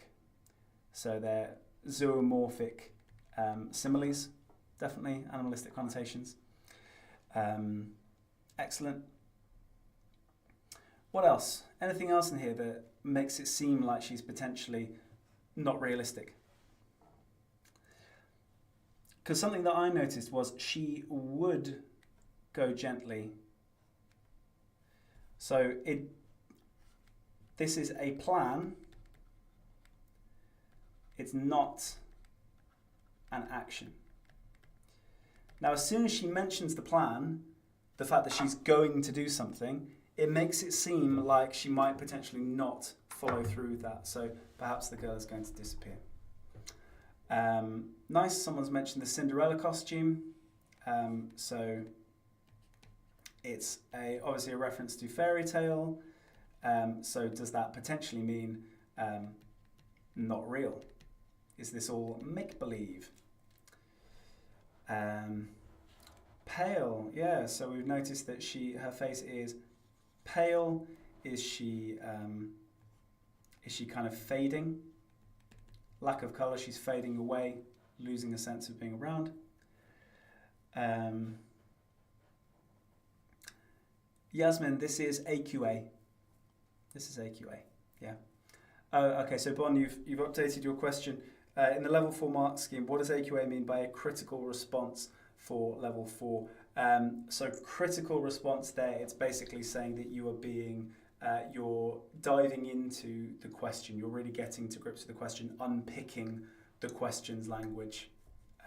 So yeah, that's what it means by critical response. You get stuck into the nitty-gritty of the question and you build a big argument around it. Nice. Anything else that we can see that suggests that?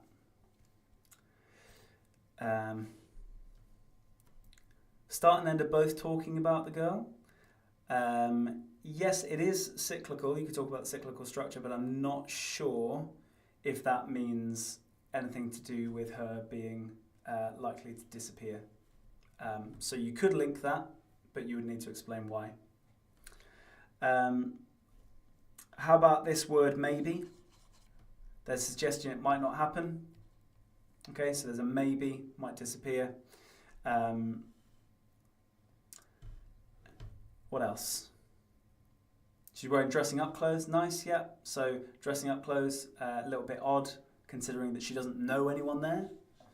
So why would she just turn up wearing dressing up clothes and no one think that it's odd, including Cara? Okay, let's have a look then, guys. Let's have a look at how we might put this together. So here is how we're going to structure a response to a question like this. So I said this already earlier on tonight and a few more times. We're going to engage with the question, then analyse as normal, and then relate to the reader, because that's what it says in the question. The writer has left us in no doubt. So that is the reader right there. We're going to analyse as normal, engage with the question. So the question is obviously, we're going to go straight in. Okay. So a few more points that people have made in the chat. Emphasise how horrible the experience is. Yeah, potentially, but I'm not sure what that's got to do with her disappearing. Zara, can we just talk about language or just about structure, or do we have to do both? You don't have to do both, no. There's no requirement in the mark scheme that says you have to talk about both. You're talking about how the writer has created effect on the reader and evaluating that.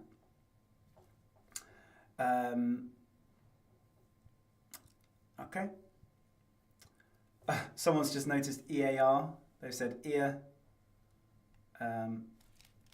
Like a new acronym, because we all know how much I love acronyms.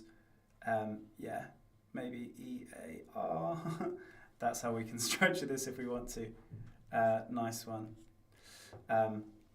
So some sentences we might use would be something like, due to the writer's choice to do blah, blah, blah, it's easy to agree with the student that, okay? So our first sentence should always be engaging with what the student has said, okay? Holly's off, have a great evening, good luck tomorrow, sleep well tonight. Felicity, do we have to write an introduction paragraph, or is it just sentences saying our opinion then straight into analysis? The second one, you're absolutely right, Felicity, just crack straight on, yeah? You don't need an introduction paragraph. Your first sentence is going to be what gets you stuck into the question, okay? Notice here, this is my point sentence. In the text, the writer chooses to do blah. We can see this in action in the lines blah, so there's our evidence. This use of language does blah, so we explain what it's doing. How many ears do we have to use? Well, I've only got 2, so I'm just going to use these ones. But as a real answer to your question, I would say probably 4 or 5 would be plenty for this question if we follow that structure.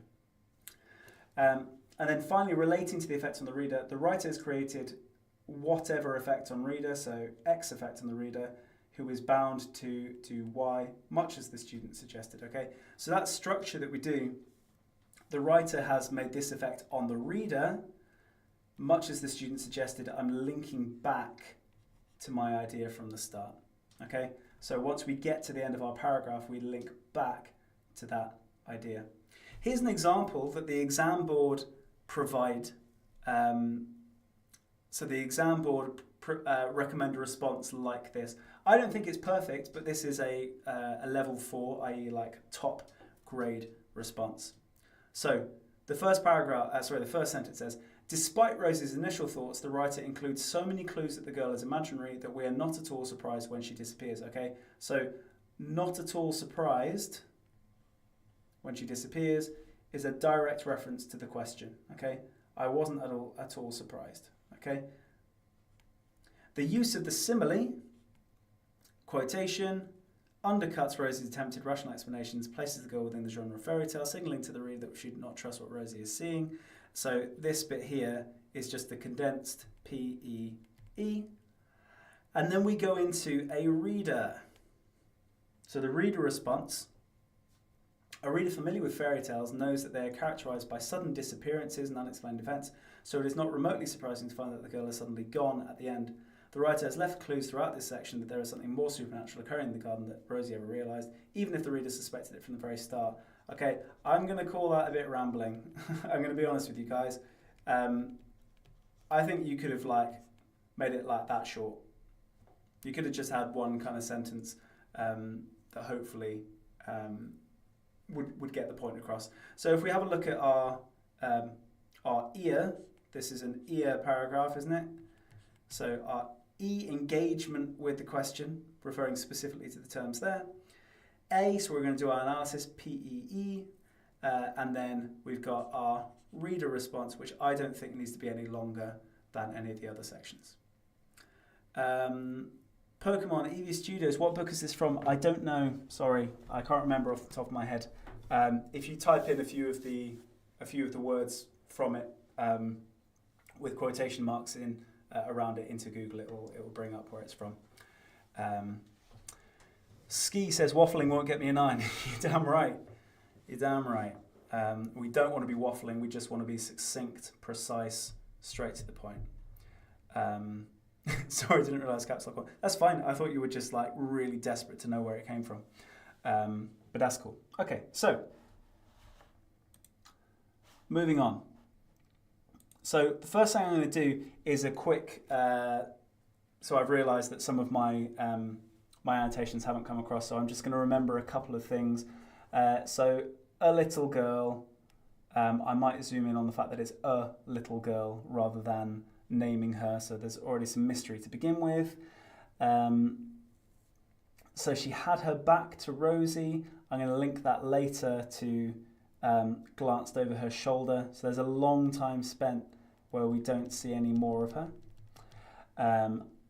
I'm going to say Kara seemed unfazed. Why is she unfazed?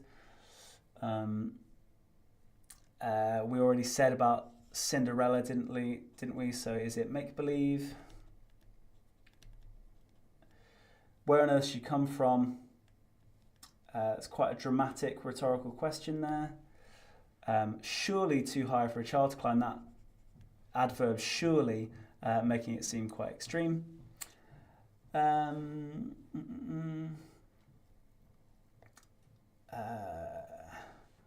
Almost unconsciously, Rosie registered the child was left-handed. That's kind of a weird thing, isn't it? And there was something animal-like in her movements. And then we've got these, like the darting of a mouse or the flit of a sparrow. I want to remember those similes, those zoomorphic similes that someone mentioned earlier. Something wasn't right here. That's very clear, declarative address that something is wrong, something is not as it should be. She would go outside and maybe, so there's uncertainty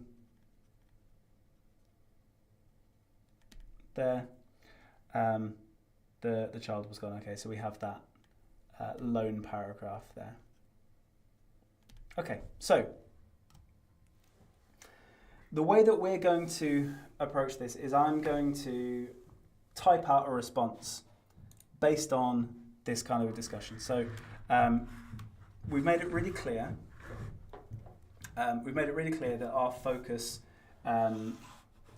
we structure it using that ear structure, and we are obviously doing our kind of using the annotations that we've already planned. So we've got the whole plan from start to finish. we're all good, okay? So the first thing I'm going to do is I'm going to think about the wording of this, right? This whole section up here, I'm going to put a little dot there just to remind myself to focus on it as we go through, because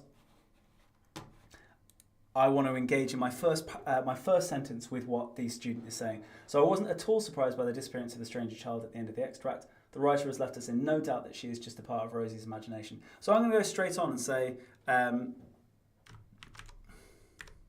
so whilst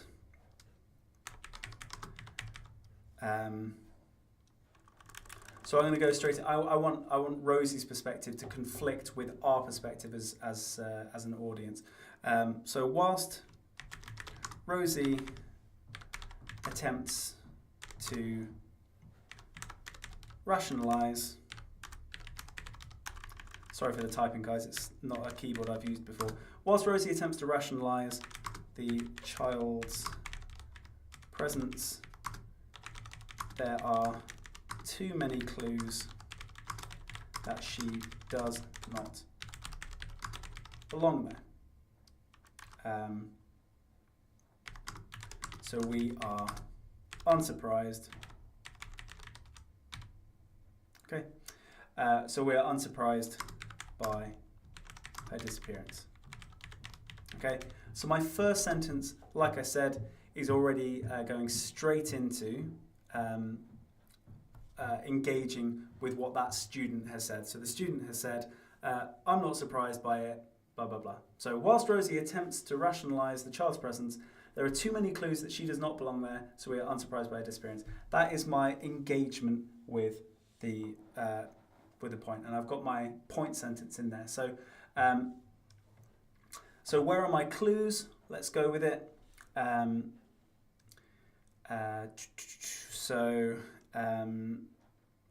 We're going to go straight in with like kind of the start of the extract. The extract begins by making the girl enigmatic with the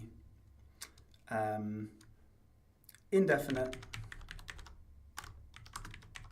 article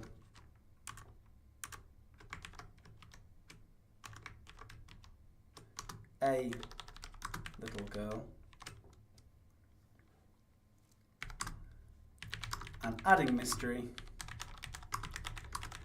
with the detail that she had her quote back to Rosie.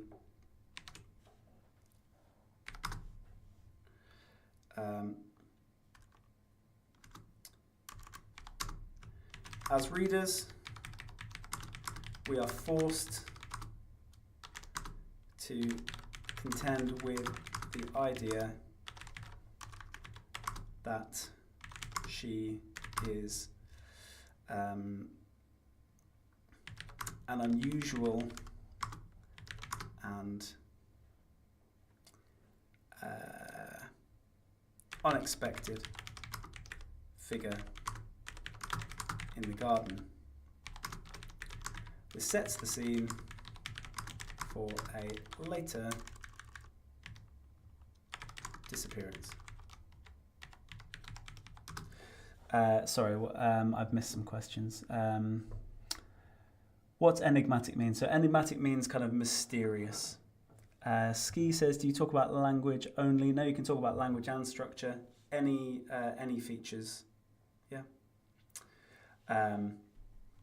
So that's my first paragraph. So really, really simple. Now I'm going to go for another one.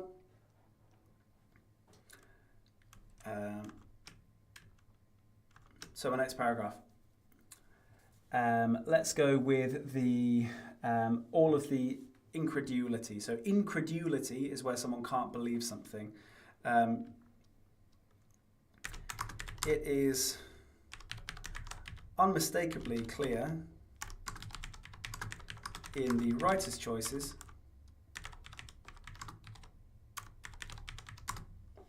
Zainab, what's indefinite article? So indefinite article, So an article is the thing like a or the.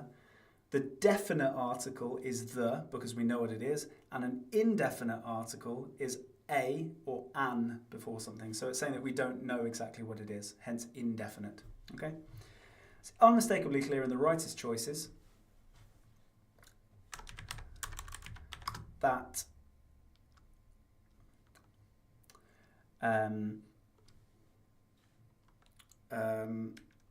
that even Rosie is incredulous about the likelihood of a strange child being real.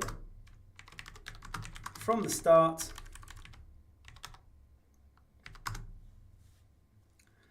no,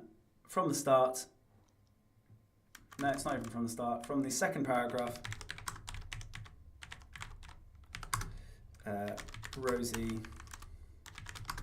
is filled with doubt.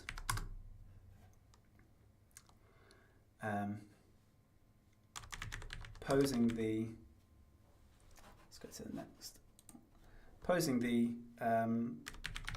inevitable rhetorical question of where on earth had she come from?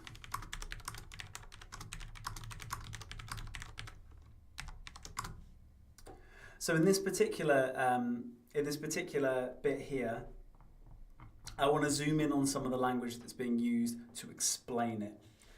So I want to go on earth, that whole bit there.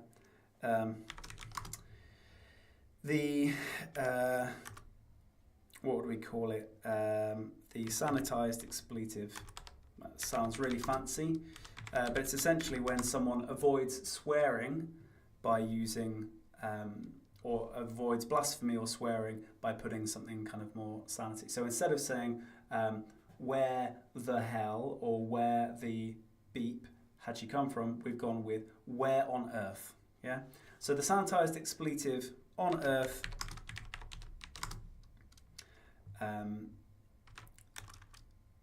shows her incredulity and perhaps signals that the child is not of this earth, i.e. supernatural. We as readers, so again I'm referring back to the readers, we as readers have suspicion planted by that phrasing, which is reinforced, and I want to use another quote in here because it's linked there, so it's going to be a little development quote. We as readers have suspicion planted by that phrasing, which is reinforced by her insistence with the adverb surely that the fence was too high for a child to climb. Okay, so that paragraph is following the exact same structure. So notice if we look at what we've got so far, both paragraphs we start with engaging with the writers. Start with engaging with the student's argument. We then do some language analysis or structural analysis or analysis of methods, and then we go on to talk about the reader's experience of that. Okay, we're going to go on to the next one. Exactly the same thing again. We are even more convinced of the girl's strangeness or lack of reality as the extract progresses. Elaine, what's the difference between IE and EG? So IE basically it means something in Latin, but an easier explanation would be it's explained. So i.e. it's explained is an easier English way to remember it than the Latin one. And it's basically kind of saying explaining something, whereas e.g. you could think example given. So e.g. is where you give an example for something. So i.e. explain something, e.g. Exemplify something. Hopefully that's useful. Okay, next one. We're even more convinced of the girl's strangeness or lack of reality as the extract progresses. So where does it go next? I want the weird little animalistic similes. Rosie compares her to non-human things, such as in her zoomorphic similes, quote, like the darting of a mouse or the flit of a sparrow.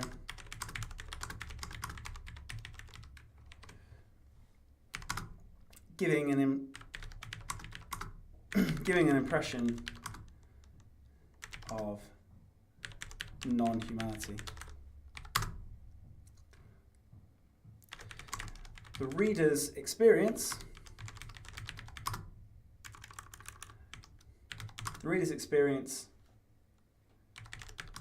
from this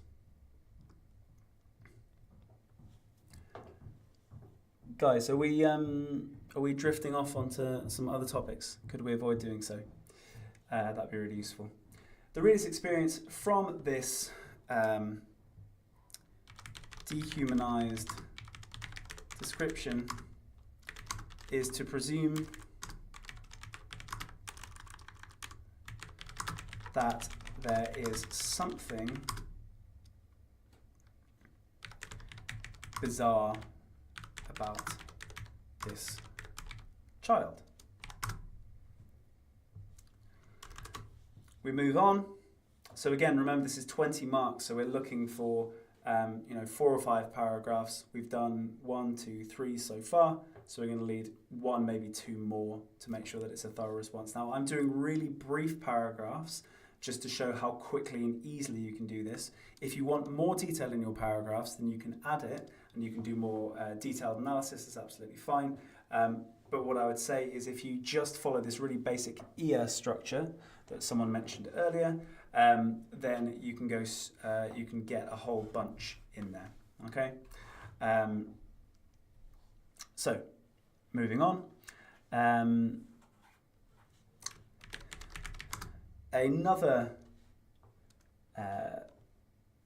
Another way that the writer leaves us with no doubt about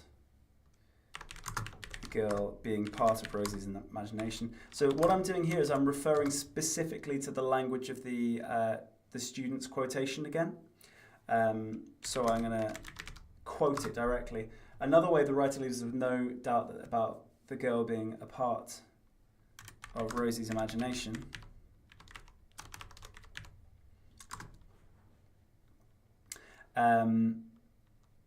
is in the uncertainty generated in the penultimate paragraph.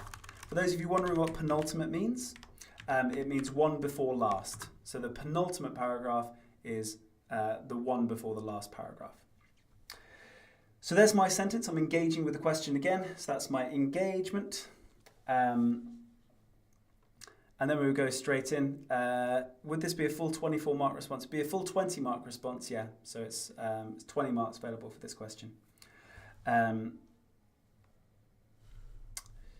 you get 20 marks if you did 5 brief ones? Yeah, so these are going to be quite brief. That's the way that I'm going to approach it. So earlier on, we did 4 much more detailed ones.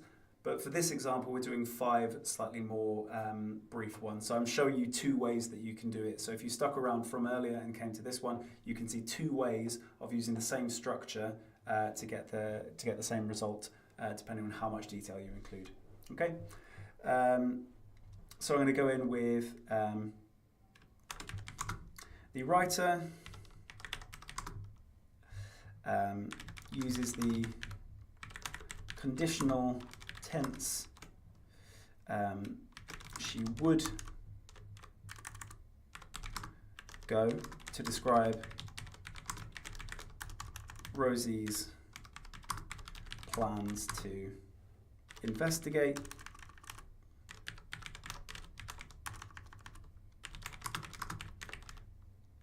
as well as the dubious maybe in order to cast significant doubt on her version of events.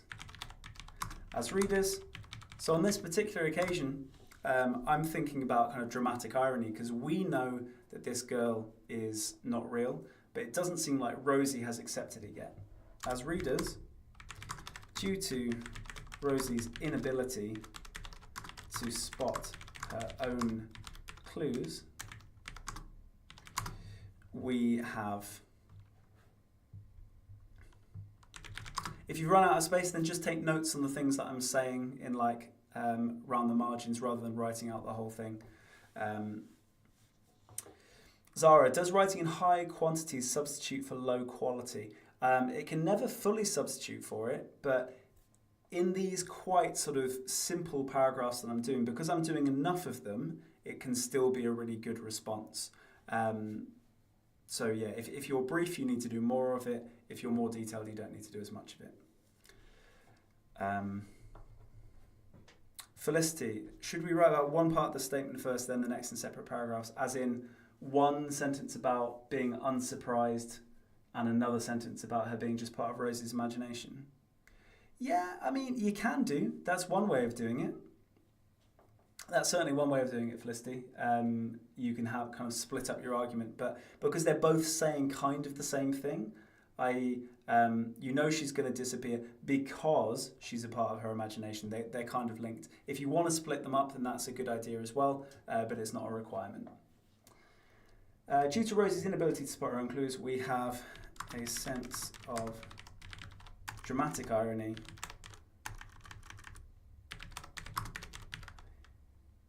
and are now just waiting for the inevitable big reveal of her being a figment of the imagination.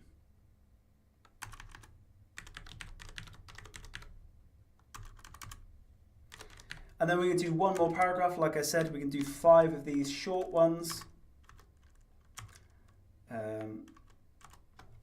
So which one are we going to do? Let's go with the long delay to revealing the identity. A final way that the writer planted seeds of doubt about the girl throughout the extract was the way the girl's face was only revealed late. In the second line, we are introduced, we are told, we are informed rather, that the girl had her back to Rosie.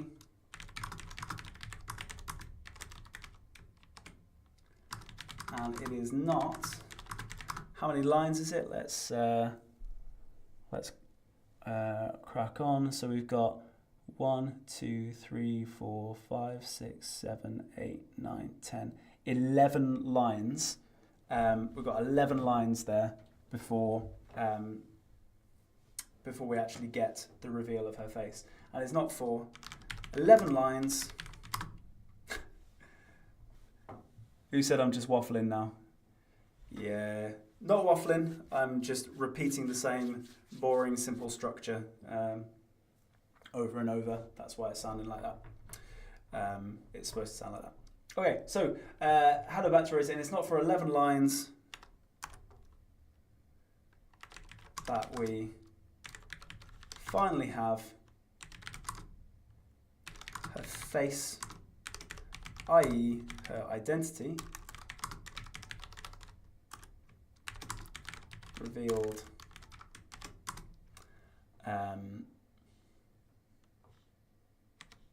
The child glanced over her shoulder.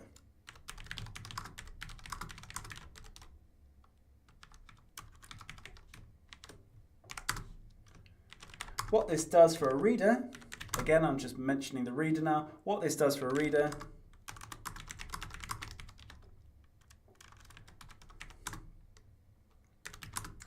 is create a sense of mystery and intrigue, by extension making us sure that there is something wrong with this scene, something confirmed by the writer, by the narrator's assertion. By the way, guys, we're not going to say that the writer did something if it's the narrator and vice versa, so differentiate between those two. The narrator's assertion, something wasn't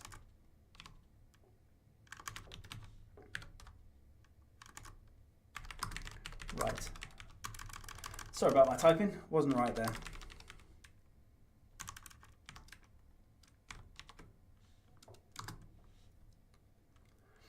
And then essentially once we get there, all I'm going to say now that I've done all of my paragraphs is I'm just going to have one final sentence to show that I agree. As a result of all of this, I agree with the students' claim. Okay, right, so 20 out of 20.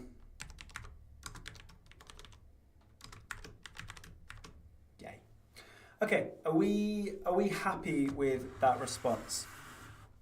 So all I've done is I've just taken the structure all the way through of just having an ear times 5. Okay, so that response all the way through is incredibly simple. Because I've just followed a really basic structure. So I did a quick bit of annotating to begin with, and then essentially each paragraph I'm just going, I agree with the point of view, here's some analysis of it working, and here is my comment on what it does to the reader. DBH EAR stands for engage, so I'm engaging with what the student has argued. Analysis, which is PEE, point evidence analysis, and then the R is the effect on the reader. Okay. CFK, no offense, sir, I'm not totally sure about your structure. I'd usually put more language methods as well as structure. Not really sure now. Yeah, so essentially, if you have enough of your examples and you're explaining the impact of the language choices that the writer has made, you don't necessarily need to do your kind of like this metaphor, blah blah blah. Do you see what I mean? So you don't need to go into the deep nitty gritty of language because you're showing the build up of an argument, and so you're getting all of these examples in rather than going into like loads and loads of depth. But like I said earlier, like I said a minute ago, in the earlier example, the one that we did in the cram course, that evaluation had lots more detail, lots more close analysis, but I only did 4 paragraphs. Whereas in this one, I've been more brief, and I've done 5 paragraphs. Okay, so there are 2 ways of doing it, and hopefully what you've seen by this is we're still using the same structure, but we're going into more depth and not doing as many paragraphs, or slightly less depth and a few more paragraphs. They both achieve the same thing at the end of the day. Hopefully that resolves that kind of concern then. Okay guys, right, so just to wrap up for tonight then, and we can all go home to our beds. You guys are already at home, but whatever. Do we have any final questions to crack on with? Any questions about evaluation, or indeed any of the other questions? So Bon, how do you go about question 3? Because I still don't get it. So question 3, that is our structural analysis. So we're going to use our cool spider, yeah? And we're going to find any of those features, and then we're going to do exactly the same structure as before, where we just do our point evidence analysis, where we're going to say the text has been structured using whatever feature from cool spider to interest us as a reader. Here is an example of that in action, and then this is the effect that it has. Okay, so exactly the same structure throughout. CFK, is it still okay to write chunky paragraphs but focused on more methods but with less paragraphs? Yes, absolutely. So that's what I did earlier. I said that was worth 20 marks as well. This is just a different way of doing it, but the structure is still the same. So yes, CFK, absolutely.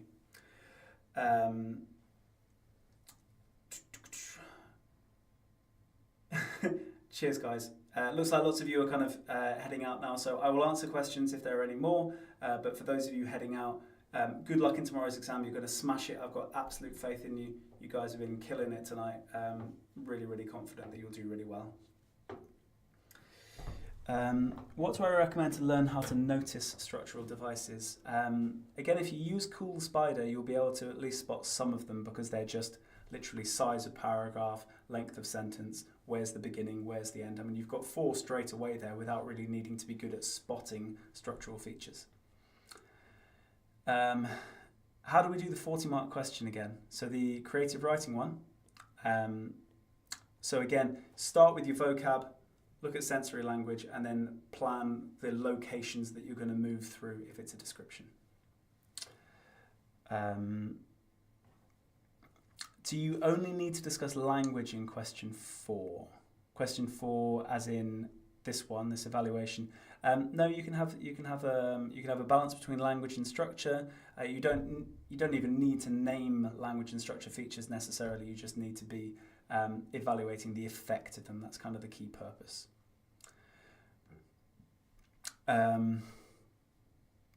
What else? So what makes you think your responses are defo full marks? Because I'm an examiner.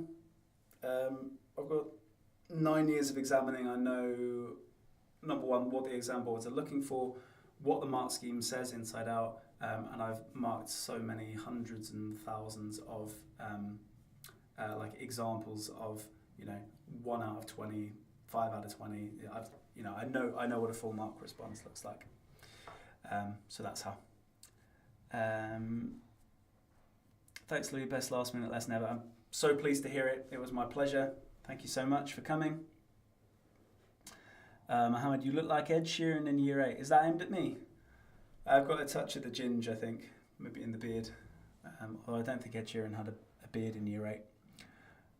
Hope I get your paper to mark. Yeah, perhaps. Unlikely. Thanks, guys. Good luck tomorrow. If there are any other questions, I'm going to stick around for a couple more minutes. But other than that, good luck tomorrow. You will be great. I'm absolutely confident in you. I haven't actually had such a bright group on these cram sessions yet, so well done. Cool. Cheers, guys, to those of you heading out. Good luck tomorrow. You'll be fantastic. Elaine, is question 2 just 2 PEA paragraphs? Yeah, it can be. 2 paragraphs is usually enough if you've got enough detail in there. Thanks, DBH. You did great tonight. Some pre-analysis for certain structural features which work every time. I would use phrases like, for the opening, we are given the first impression that, blah, blah, blah, which sets the scene for, blah, blah, blah, leaving us to expect X, Y, Z. So the opening, you can always use phrases like that. For the ending, you can always talk about the closing. The contrast from how it started to how it's finished, like what journey have we been on, so that those are quite easy ones. Thanks, Mohammed. You're a real one too. Who am I voting for? I can't answer that question. Do I have any predictions for the prompts? No, I can't do predictions. It could be literally anything. So no. What else? Thanks. Thank you. Thanks for coming. So can I explain the A in EA? That's just an analysis. So it's your normal PEE structure that you've done all the way through for language and for structure. You just do the same thing in the middle of your sandwich of evaluation. Yeah. Thanks, Elaine. Thanks for coming. Bon, also, so what's the effect of on the reader of a cyclical and linear structure for question 3? Well, a cyclical structure means that you come back to the same idea, and if you're coming back to the same idea, it must be really important. Has anything changed from the first time that we had that idea left up? That sort of thing. What else? Right, I think we've run out of questions now, so I'm going to call it. I'm going to say that we are done. 4 hours smashed out. You guys are amazing. Good luck tomorrow. Get some rest tonight. Don't do any more revision tonight. You'll be fine for the morning. You know what you're doing. Just bring your A game on the morrow. Cheers, guys. Good luck.